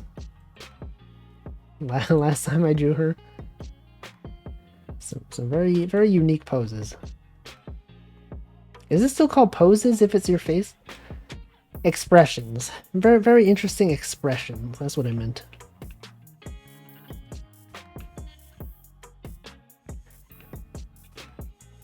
Looks like a rubber mask. It's like there's infinite possibilities. You could have as many facial expressions as you want. Okay, she's angry. She's slightly angry.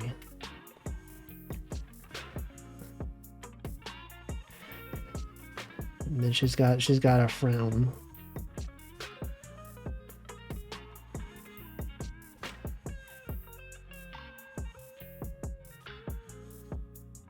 Wow.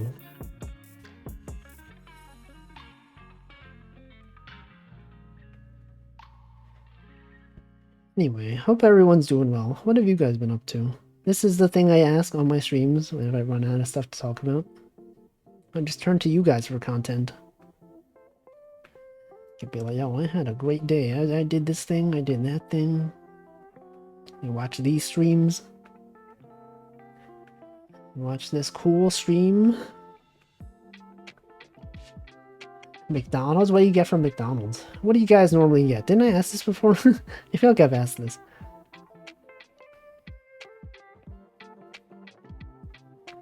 The burger. TFT as usual. Same as the past two streams. Team Fortress Tactics. Why did it... Okay, I don't know why...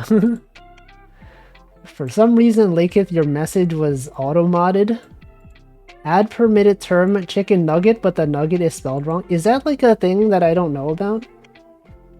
Is that some kind of Some kind of unintentional racist slur that Twitch knows about but we don't know about.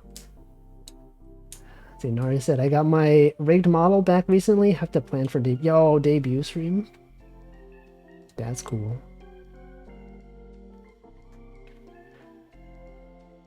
It's pretty cool.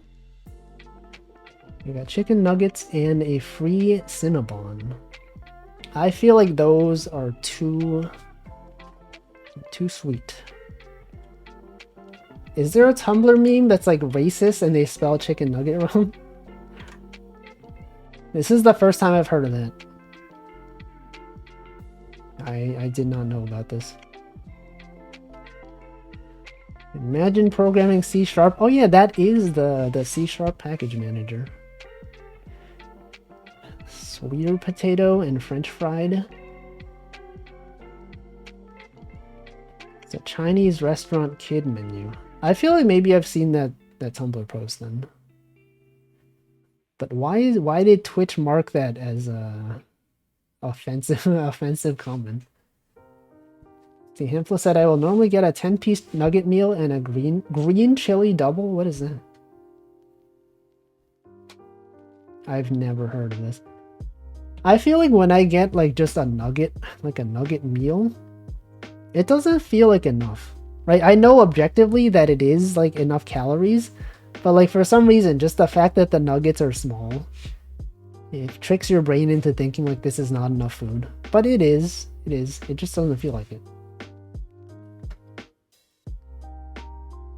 Chicken nugget, but with an R. Oh, I see. No, but we spelled it nugget like with one less G. Okay, we have this guy. He's holding a phone. It's the same guy. I'm just drawing the same guy repeatedly.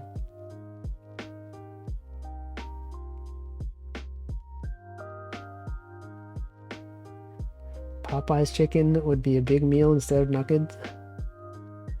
Popeyes is very good. Love Popeyes. It's great.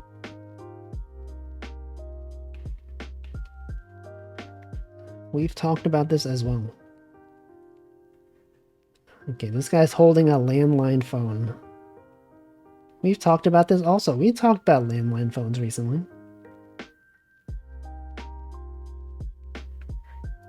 Turns out I don't know how to draw his hand.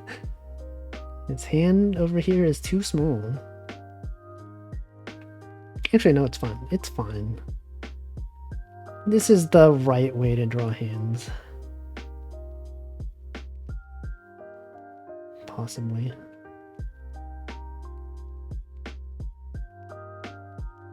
No, this looks bad. Okay, next one. Yo, this guy looks so surprised. Did that phone calls have a sampling rate of 8 kilohertz? I never thought about this. You never thought about the sampling rate of phones? Wolfie, do I do any sports? No, I do not. I used to play Ring Fit though. That's a sport, right? That's kind of a sport. But no, not really. I don't have good hand-eye coordination. I'm just not good at sports. So you're picking swimming up, hopefully tomorrow, because my back doesn't have enough muscle. I feel like probably a lot of people don't have good back muscles. Because like when are you really using your back, right? Not that often. Unless you do archery, I guess. Yeah, this guy is pogging.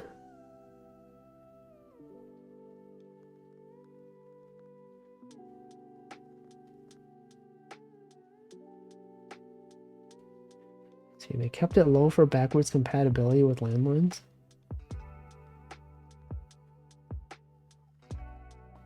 That probably makes sense. Music is 44 kilohertz. Yeah, that is a setting on OBS. You get to see the typical sampling. Stanley used to take swimming classes. I've talked about how I used to in my high school. we actually had like a swimming class. And it was a required class that people had to take. But I took it. And then like the year after I took it, they made it not required anymore.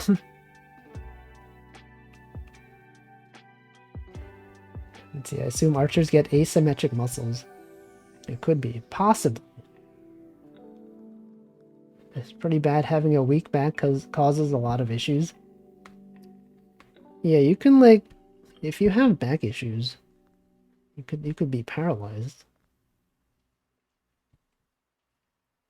Because the spine controls everything. All the muscles, all the signals, they go through the spine. It's handy knowing how to swim is pretty useful. Yeah, but like I forgot how to do it. Right, I took the whole swimming course. I at some point knew how to swim. And then like a long time later, I took a trip to Japan and I was like, yo, they got a swimming pool here? I know how to swim. And then I tried to swim and then I remembered. It turns out I don't remember how to swim. Turns out that you can indeed forget how to swim if you don't do it for long enough. You know, people say you can't forget to ride a bike. Well, you can forget how to swim. You definitely can. Let's see, that stuff kind of stinks when was in the last class for some of the standardized testing in my state, so even though it didn't matter anymore, we still had to do the test. Yeah, but I thought it was useful to know though.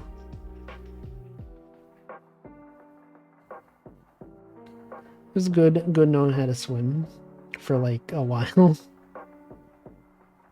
Used to be in a swim club up to 7th grade, but stopped. Like, there's never really a time in my life when I need to swim, right? It's one of those things that's useful to know, but like, how often are you gonna be in a situation where you do need to swim? For me, not often. It's false, by the way. I don't remember how to ride a bike. Yeah, I think I also don't remember how to ride a bike. I'm pretty sure I learned at some point when I was a kid, but it's been so long, and I'm pretty sure if you had me try to ride a bike, I probably would not know how to do it. I would probably fall off. L plus ratio plus fall off for real.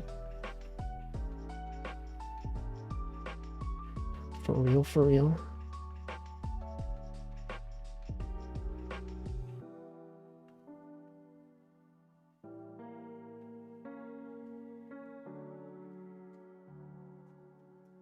Let's see, get some of the memory back quickly. I don't know. I guess if I tried hard enough, I probably would have. But at the time, I was like, okay, I know how to swim. And then I tried and I couldn't, and then I just like, okay, I guess I'll just float here. I guess I will just float here. And then I did. See, my apartment has a pool, so I have a chance to swim every once in a while. That's pretty cool. I feel like pools are probably really annoying to maintain, right? Sometimes I get recommendations on YouTube of people doing pool cleanings, and they get so dirty. It's like actually really gross. Extremely, surprisingly gross. They have like algae growing in it. They have like life form. They got frogs living there, mosquitoes. Let's see, the best part about knowing how to swim is that you have the opportunity to do a full body workout without going to the gym. Yeah, but then you have to go to the pool. Isn't it more effort to go to the pool than it is to go to the gym? You gotta get water everywhere. What if you get a deer in there? Yeah, what if? What if you get a deer? The distances are similar. Yeah, but I feel like a gym probably has more space, right? Actually, I don't know. Maybe not. But like a gym sometimes has a pool in it. Can't imagine a pool being worse than a gym. But like for a pool though, you have to like I don't know. You have to have specific. You have to like, you know, I don't know.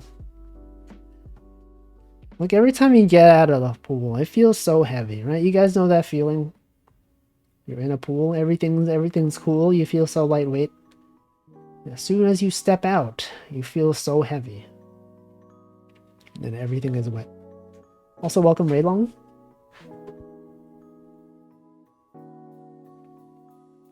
Okay, this guy is looking, he's looking off.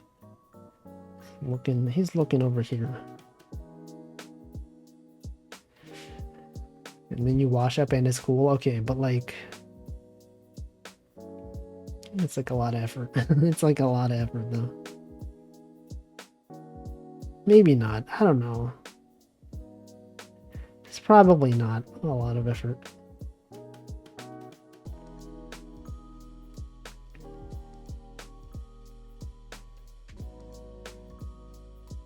Okay, this guy, he's glancing.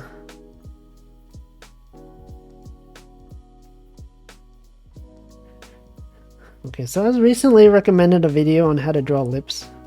Because I don't know how to draw mouths. And basically what they suggested is that you start off drawing like this shape. You start off drawing like, okay, you know the mouth, it's like this, right? You start off doing this, apparently. You draw in this shape out here. This is the middle. And then you draw like the two things on the side, and then you just do this. Just draw this, right? I don't know. Something like that. And then if you want to draw like a smile, you just move these things up.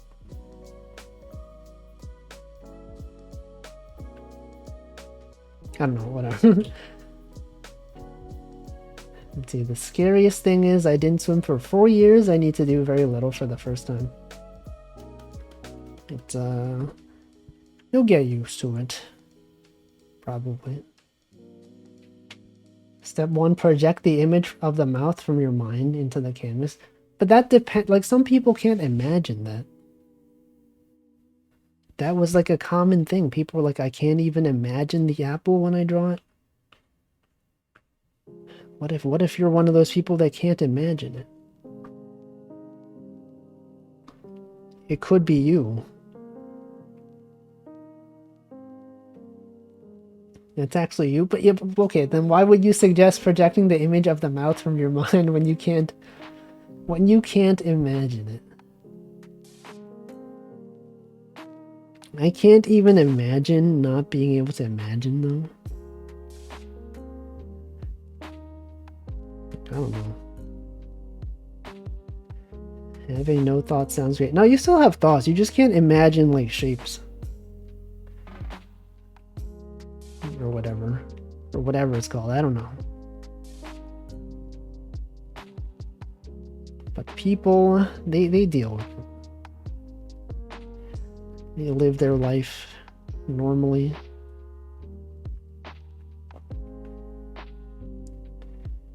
Also, I totally failed to draw. I didn't draw that in time. I'm just gonna make it up. People who can't imagine shapes usually say they have no inner monologue. Yeah, I don't know. I only know how I think. I can't even imagine how other people think. My brain looks like the image in the bottom left corner, the blurry image. But that's still imagining something though, right? It's like when you think, it's not just like a black void. It's like some vague shape at least that you can sort of visualize something. You know what? I'm tired of drawing these faces. I'm just gonna start drawing anime, guys. This is what everyone wants, you know. Everyone's like, I don't want to draw realism. I want to draw anime. So I'm gonna do that. I'm gonna freaking draw anime. Just draw big eyes right here. You draw the. It's like this. Wow, look, this is so anime, guys. Draw the eye shine.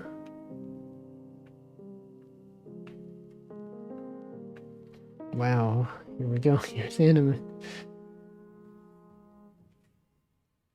Weebs when they can't draw anime. No, I gotta draw anime. Without anime, what's even the point? See, technically the image is the void. What the? Can you imagine like a rat jamming? Also, welcome to Maya.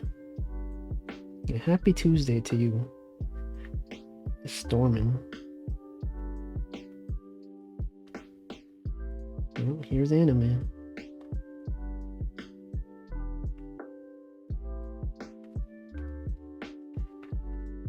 Do be Tuesday though.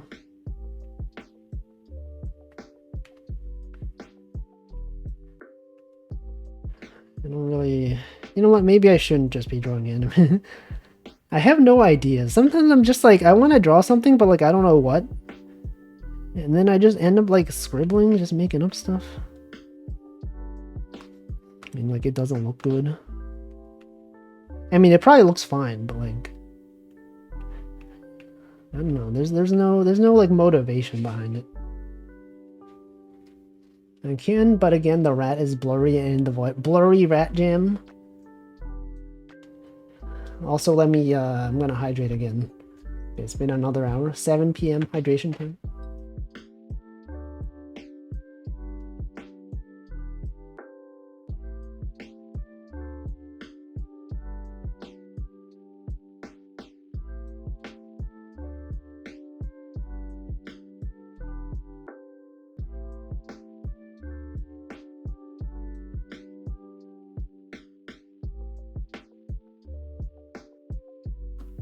Okay.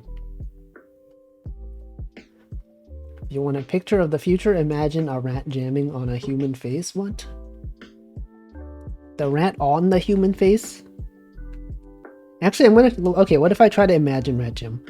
What does rat jam look like? How does a rat look like? Okay, we got the rat over here, right? It's got the nose. Every rat has got the nose. Actually, how do you draw a rat? Oh, frick, I don't know. You got the ears, right? They all got the ears. And then there's like a nose. It's like is this rat jam? No, this is like, what is this? This isn't rat jam. Okay, maybe I can't imagine a rat jam. What is a rat? What does a rat jam look like? It's like oh, you know, it's got the eyes, right? And then you got this, the nose right here. Do rats look like this? Yeah, right? They look like this. And then they have like the ears. This is a rat, but like this is not the rat jamming. Maybe it's more like this.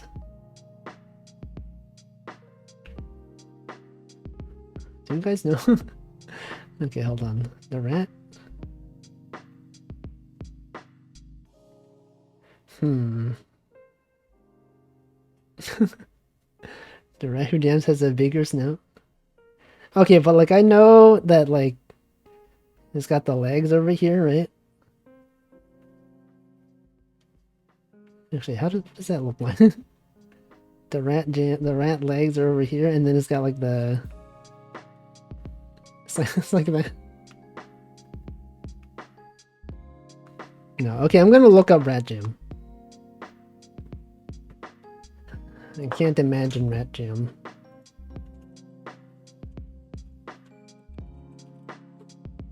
Okay, what is this? Rat jam, 1 hour version. Images. This is a very blurry rat jam.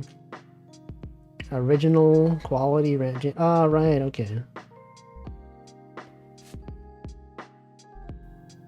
Okay, so...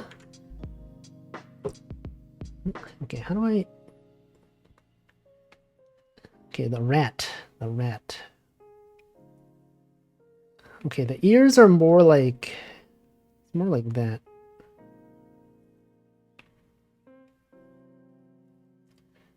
And then you got this. What does this look like? Wait a second. It's kind of hard to draw because it's moving. I guess I could just look at the still frame. You can still tell it's Rat Jam. Yeah, because it's like it's really low res. Even what I see is very low res. You might think that this might actually be better quality than what I'm seeing. Here, check this out. Here's if I remove the filter. Where's Firefox? Firefox filters. If I remove the filter, you might think this looks pretty good. This is what I see. This is already a very low quality Rat Jam. Also, what is this? This isn't a Rat Jam. What's that?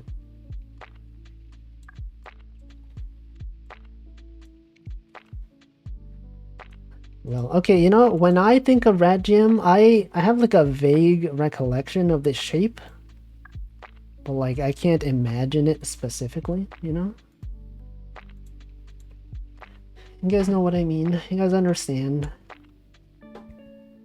I'm sure you do. Okay, you got the rat. You got the rat right here. You guys remember Mr. Ratburn from Arthur? What's up with that? What's up with that rat?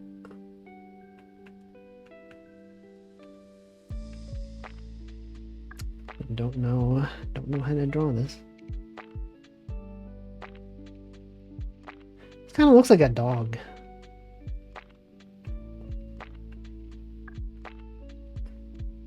Right? Okay, hold on. This goes here.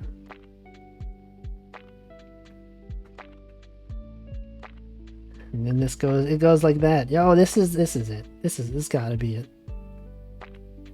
Now that's the Rat Jam, you know. That's Rat Jam.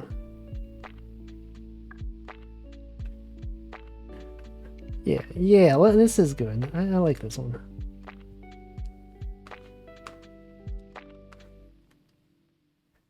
Okay, you could do this, right? This could be a rat.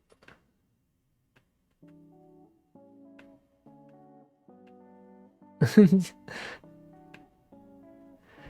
kind of like a dog. Now it's a rat. Hold on, you do this. You gotta do this.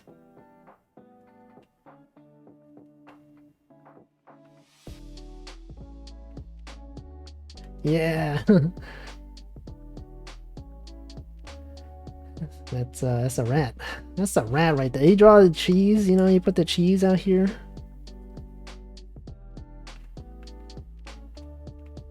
The Swiss cheese. It's gotta be Swiss cheese, right? If you draw without the holes, people can't tell it's cheese. Once you put the holes in it, everyone knows. They're like, oh yeah, now that's cheese. No, that's what I call cheese. Yeah. Alright. What if I just spend the rest of the stream drawing rats? What if I draw some anime rats? Cheesed to meet you? True, that was a thing. What if I make up a rat, an anime rat OC? Also, welcome Yurga. Can I draw the giant rat that makes all the rules? It's this one. This is the giant rat. And these are the other ones. Okay, anime rat. If you were to draw an anime rat, what would it be? It'd be like this. Draw the eyes. Draw the eyes right there. What is this rat looking at? No, like we were gonna make up our own rat, okay? There's a severe lack of rat girls. There's like mouse girls, right? Not rats. Radia. Ratty. Twitch.tv/ratty. How do you draw? Okay, with like a rat, you gotta like I don't know. I don't know.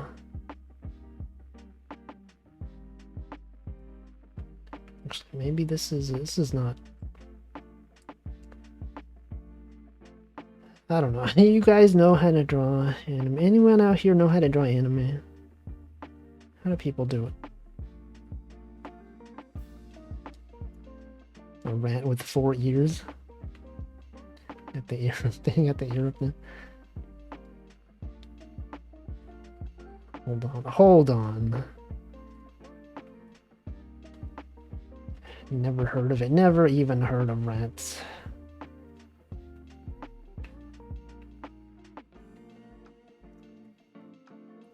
No such thing. No such thing as rats. In my entire life, I've only seen 3 rat VTubers. Who are they? And there's the one in Hololive. You got Bay, right? She's a rat. Ember. That's another rat. Kiki Chizu. I guess she's like a mouse. Right, that's one of them. Clavio. Clavio's a mouse. Celeste. I don't know. Never heard of Celeste. I'm sure there's a lot. There's probably, if you search like rat and VTuber, you'll probably find a bunch of them. They have to exist. There's no way they don't exist.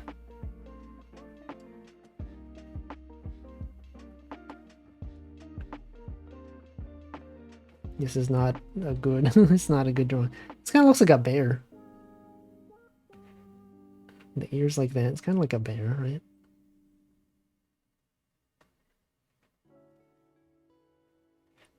Gotta draw the mouth like that. Oh yeah, Maruni too, yeah. Mouser. Doesn't this look like DW from Arthur? Doesn't this look like DW from Arthur?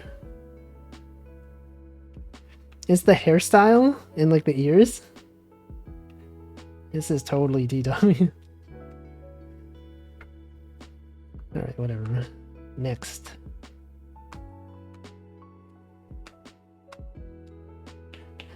Okay, now what? Now what? I don't know.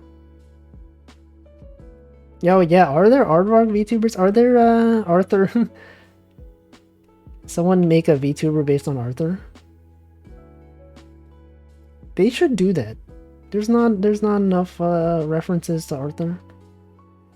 It's always like anime themed. What about the classic American cartoon educational for kids?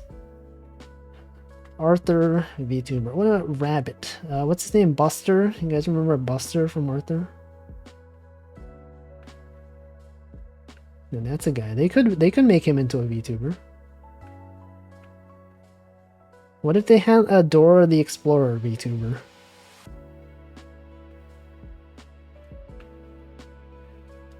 They can indeed do that.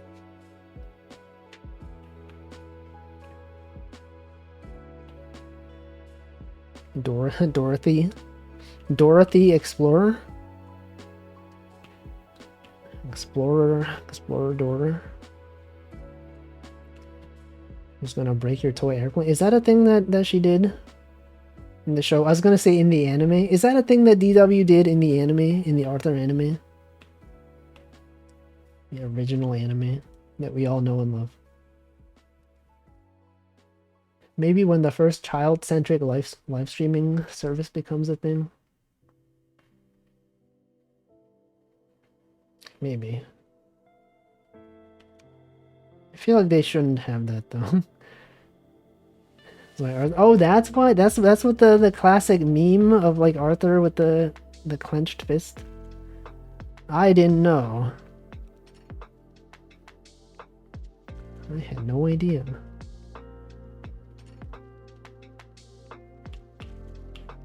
I don't think I've ever seen that episode.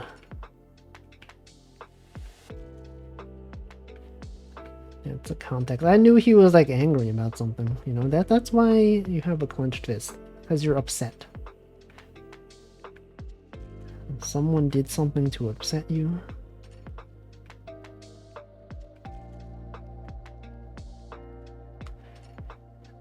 Okay, what am I doing? What am I drawing? Nothing. Nothing.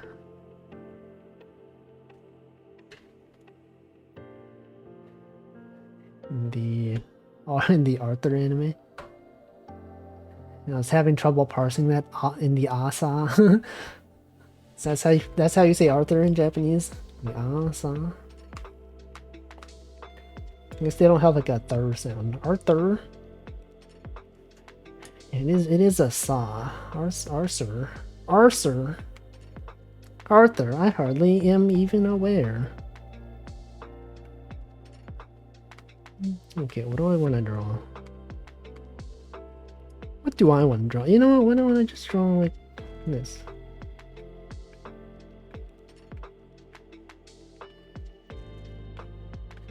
Haven't drawn one of these in a while.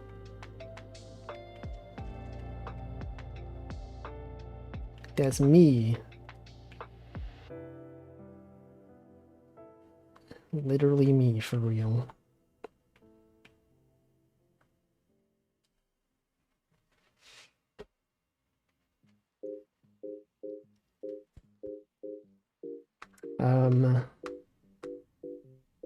I feel like my issue is that when I draw stuff like this, I don't have the patience to spend more than like a few minutes on something. Right? If it's not something I can draw in like 2 minutes, I just like I have no interest. I have the attention span of like a Twitter embedded video. 2 minutes and 20 seconds. If it's more than that, I'm like I don't feel like drawing it. It depends. Sometimes though.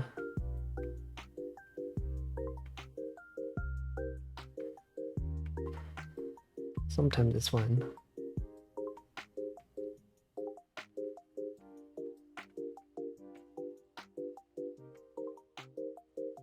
Just make up stuff.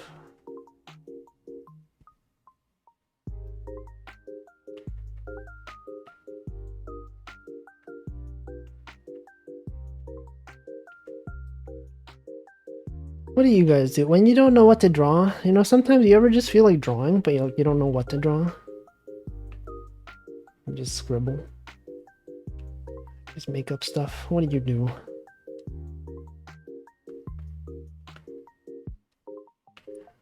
Just making up a character. No? Info doesn't even know.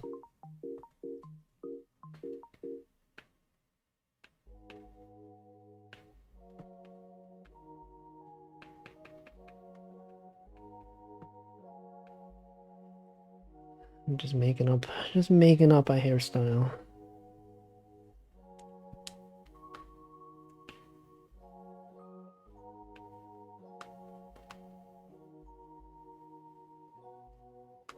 Among Us. What if this was Among Us?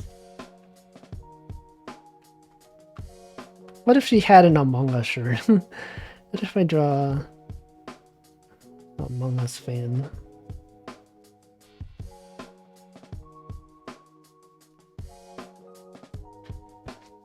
Let's see, I'm bad at drawing. I would normally start with a funny shape and draw from there. I used to do that as well. Sometimes I would just draw like a shape and then I would turn that into like a head. You draw like a bean, right? You're like, oh, look at this.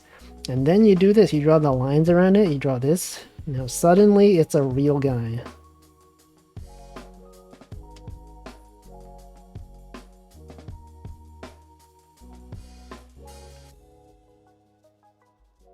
Is this Elvis? Holy frick, this is Elvis. Wait, it's Elvis Presley. Yo!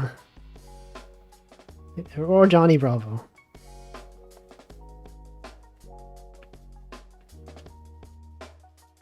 Yeah, beans. Look at that. Look at this guy. No, that's improv. That's improv. Piecing, you know, what? Give him a mustache. Is this what's his name? That guy from the band. Freddie Mercury? Is this Freddie Mercury? I don't actually know what he looks like, but isn't this him? Doesn't he look like this? That's cool. Is this Frederick Mercury? That's him. Okay, what if I draw Among Us, right? If I just start off with Among Us, how can I turn this into something? This could be no.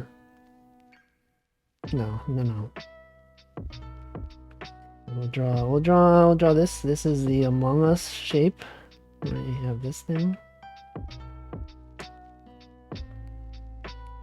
How can I turn this? No, I'm trying too hard. Okay, what's like another shape? Like this? That's like the same shape.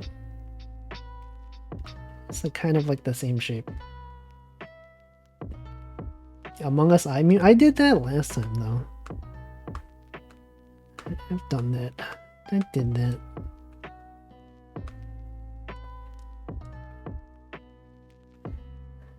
Like a character here.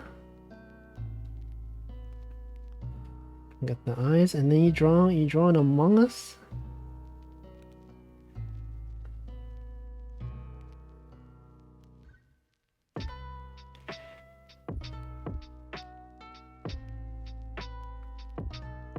Yeah, she's crying.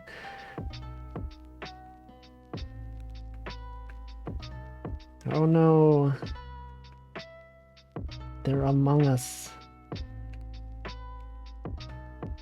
It's such a raw emotion. She's like, what the frick? No, it's Among Us. I've got the Among Us in my eyes. I can't believe they're betwixt us. They're within. They're within the eyes.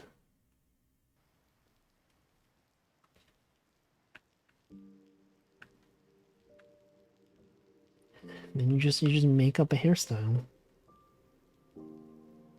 You just go to the hairstylist and be like, just make something up. Make up a hairstyle that hasn't existed before. And they go, alright.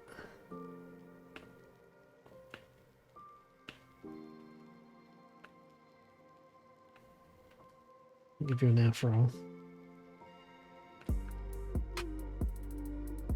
I'm gonna do that, yeah. So you give them a bunch of pictures and be like, you see all these pictures? Invent something that looks nothing like these. Go to the hairstyles, hand them the pen and tablet. Yeah, just freaking make something up. Give me a hairstyle that will have everyone questioning my life decisions. You fail your tasks. Me when the imposter is sus? No. No. How could it be so sus? I can't believe they were among us the whole time. Me when they saw you venting. But me when everyone sees me venting and I'm not the engineer.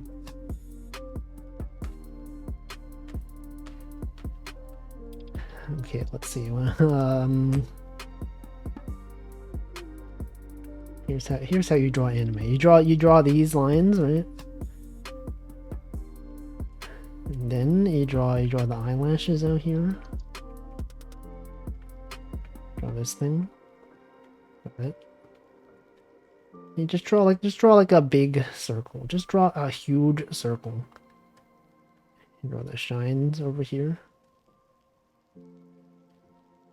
And just do this.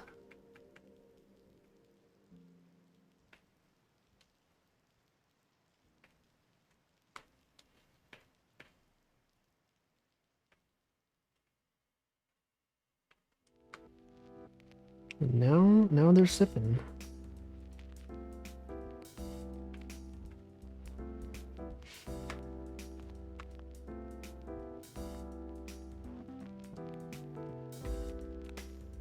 And then you draw the rest of the face.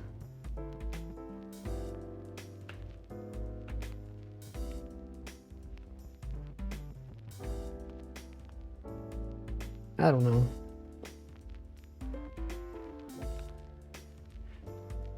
The hard part is like knowing how to draw, like the angle of this line. I can never know like what the what angle is good here. Sometimes it doesn't look right. Also, welcome Luke Zaid.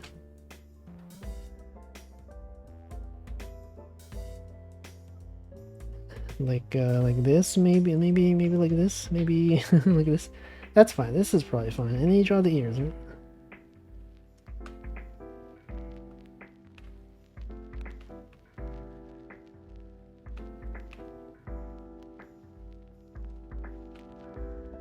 I don't know. You could also just draw a bunch of eyelashes.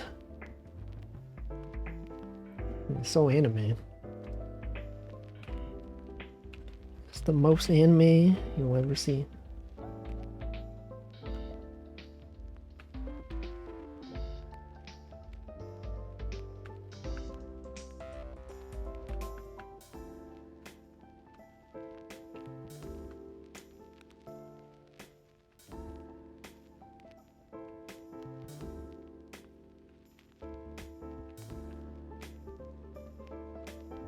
I'm just making stuff up. Just making things up at this point. That's the best part of drawing. You could just make stuff up. Just draw some shapes. Maybe I'll have like a downward angle. Right? Wow, look at this. Look at this extreme downward angle, and then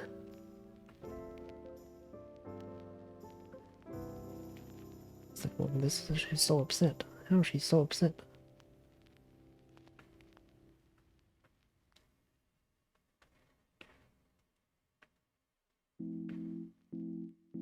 Get down.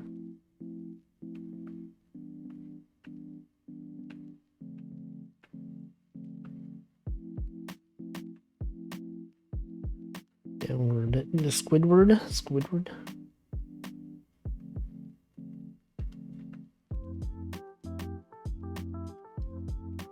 Yeah, just like that. It's like Clavio Pout. Clavy Pout.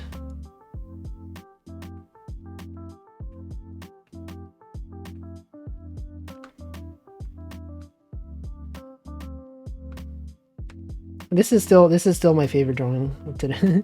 This rat. It's a great rat. I appreciate this rat. Rat appreciation. This guy's like, holy frick, is that a rat?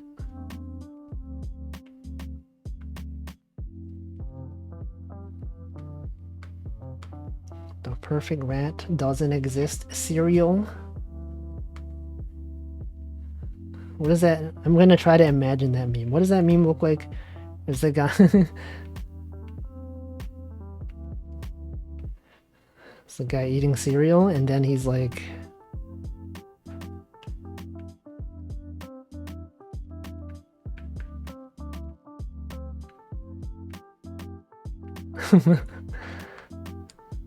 "The cereal is here."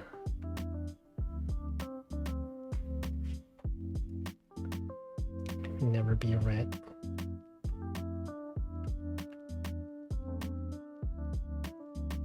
Is this how it looks like? I feel like this is not what it looks like. But I think the original pose is like,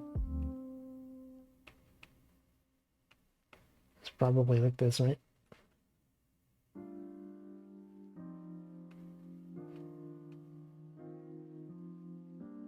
I feel like his mouth is open.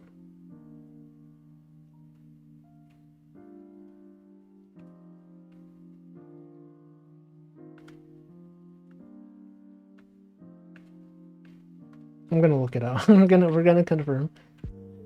Cereal meme. Oh, okay. Oh, the eyes are a bit more. Okay, this is what it looks like. Cereal guy. Filters.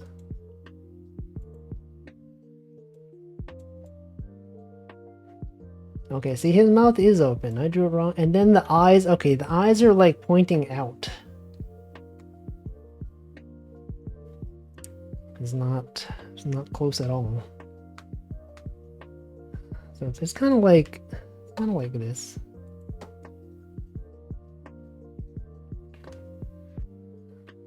It's like that.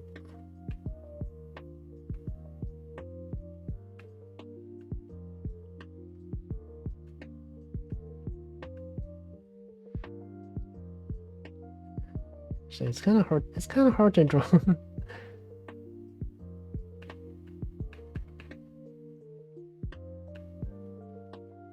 Oh, and then also there's the eyebrows.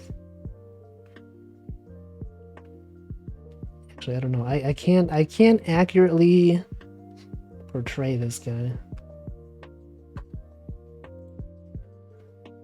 It doesn't look the same. Okay, what if I draw an anime character with that expression?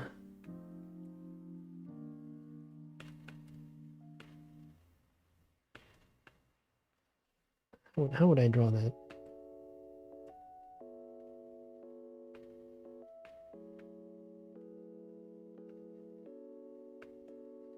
And have it look like anime.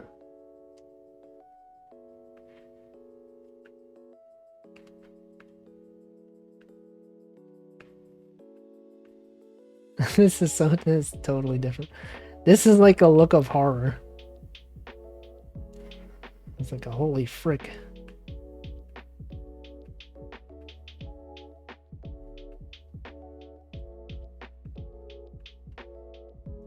Yeah, it's like that. It's basically that emo.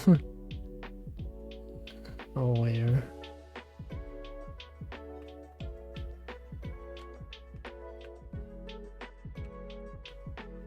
It's like that. It's like this. What's the look of despair?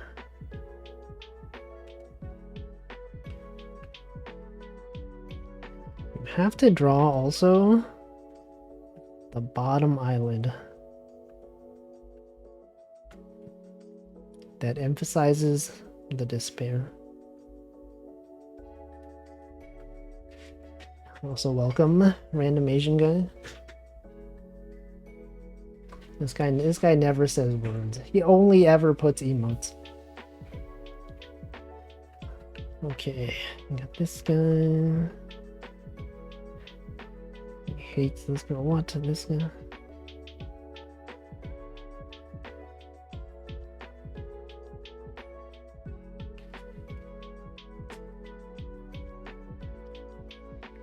The hot dog emote, the dancing hot dog.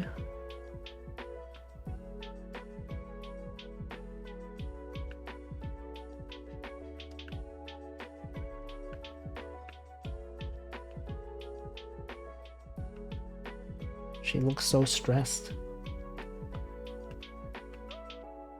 Say his true name. The hot dog.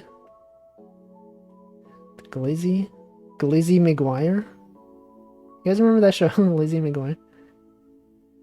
What if they had a collab with the hot dog company?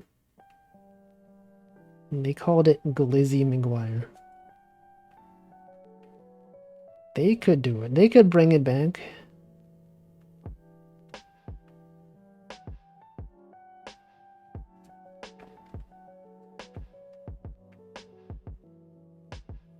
Lizzie Ballpark Dog Dog Wire. What?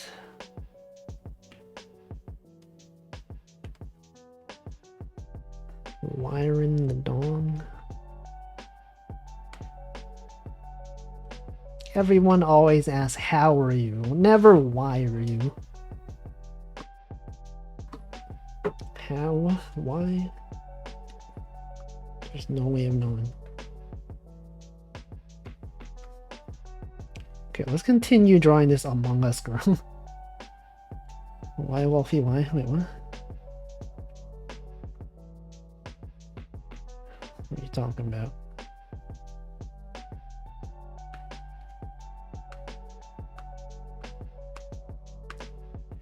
you saying? What are you saying?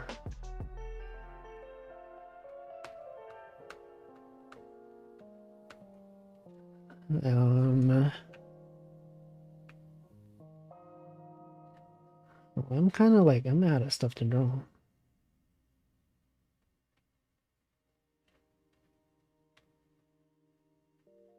But I still have canvas space left.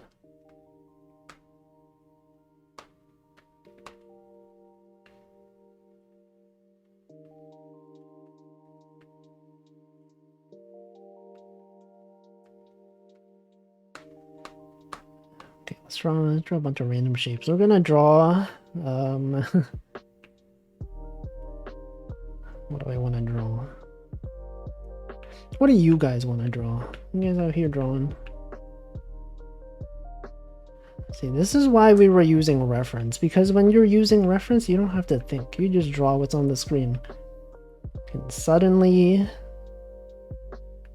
now that we have no reference, we have to make up stuff with our imagination.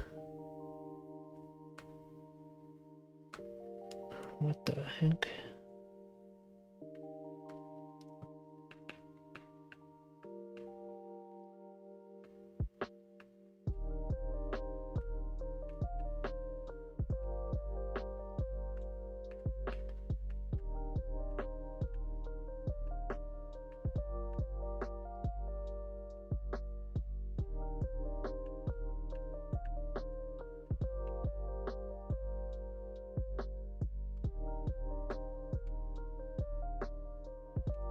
Even knows? Who even knows what we're doing?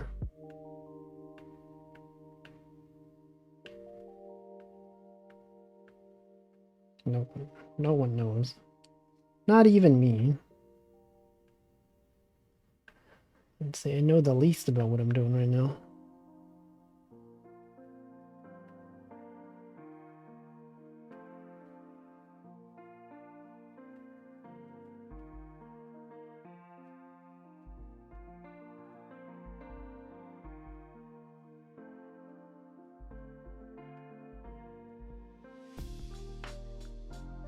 This song is pretty chill. These songs are so chill.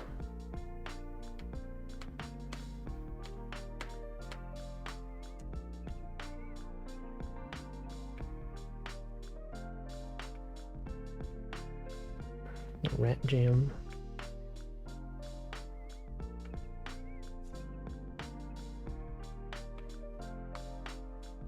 Rat.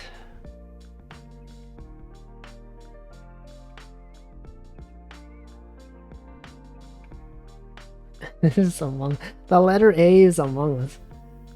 Also, welcome Messi. Yeah, this is the best rat though. It's the greatest rat I've seen in all of my days of drawing.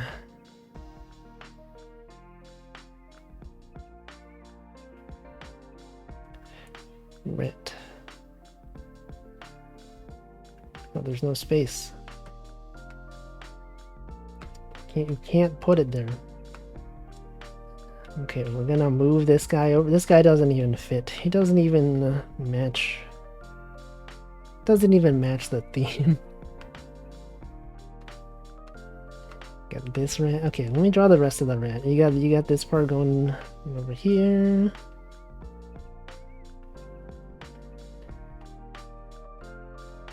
Actually, no, it was better before.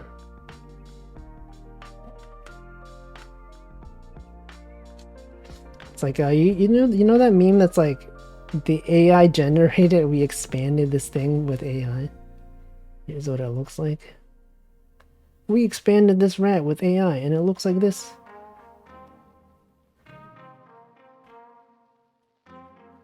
Here's what the rat looks like.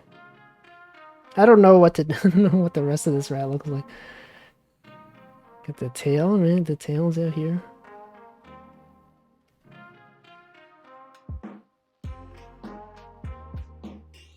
Wait a second. Like this? Could the rat look like this? Now just leave it like this. This is good. This is what a rat should be.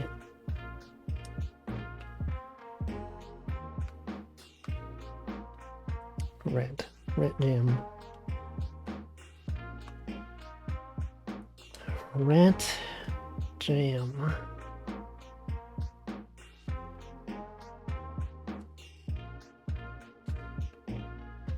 Here, okay. This A is also an Among Us. Oh, but now I'm overriding the other rat.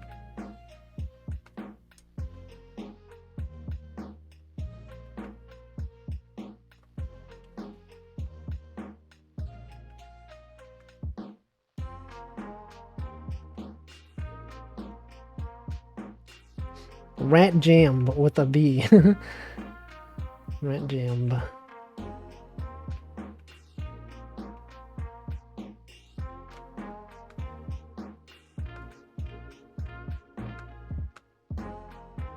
How do I make this a B, but like it looks like rat jump. Rat jump.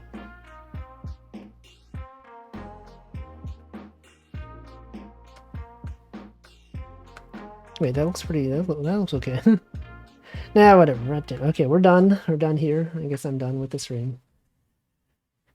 We drew a lot today, and by we I mean I. I drew a lot today. I accidentally pressed the angry button. The button that I forget exists. Well, thanks for watching.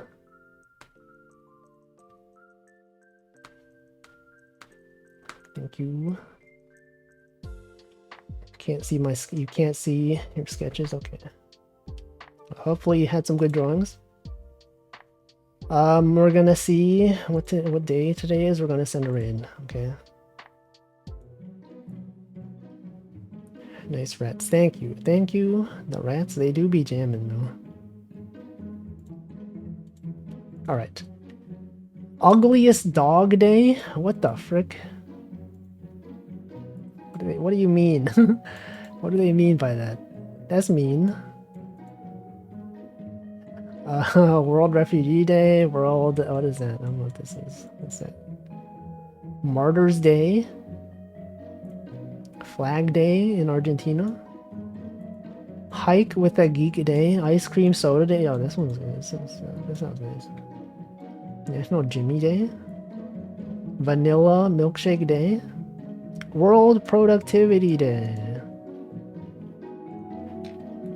There's some good days today. Let's do, what day? It'd be funny if you rated a dog VTuber. I would not do that. I would not do that. Let's do, no, the ice cream soda day. National Ice Cream Soda Day raid. If you want to do Ugliest Dog Day, sure, you could do that. It's not an official Wolfie approved day though for raiding. Okay, who do I want to raid? We got people streaming, people out here streaming things. Twitch.tv. Let's see. Let's raid.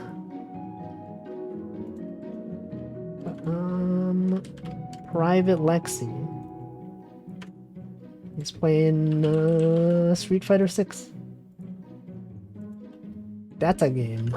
It's a game that people have been playing, huh? You're fighting people in that game. You punch people, you throw them. Classic game of all time. GOAT, game of all time. That's a GOAT. But yeah, thanks for watching. I will be back tomorrow with VR fishing. And then Thursday, you got Dark Souls 2, fighting the Fume Knight again, third stream in a row. Fume Knight stream. Friday, we got Miku, Picross. Why do we have 36 people here? Did people stick around from the raid? We did get a raid today. A lot of people there. Wait, no, the raid... Okay, I don't know. Because people are just here because I'm doing art. People are just like, well, that guy does art. Check out this guy's art. Then they're still here. Never left. They're here for the rat gym. That's what they're here for. Anyway, the raid is about to go. So I will stop talking, and I hope you have a good rest of your Tuesday or Wednesday, depending on your time zone. Goodbye.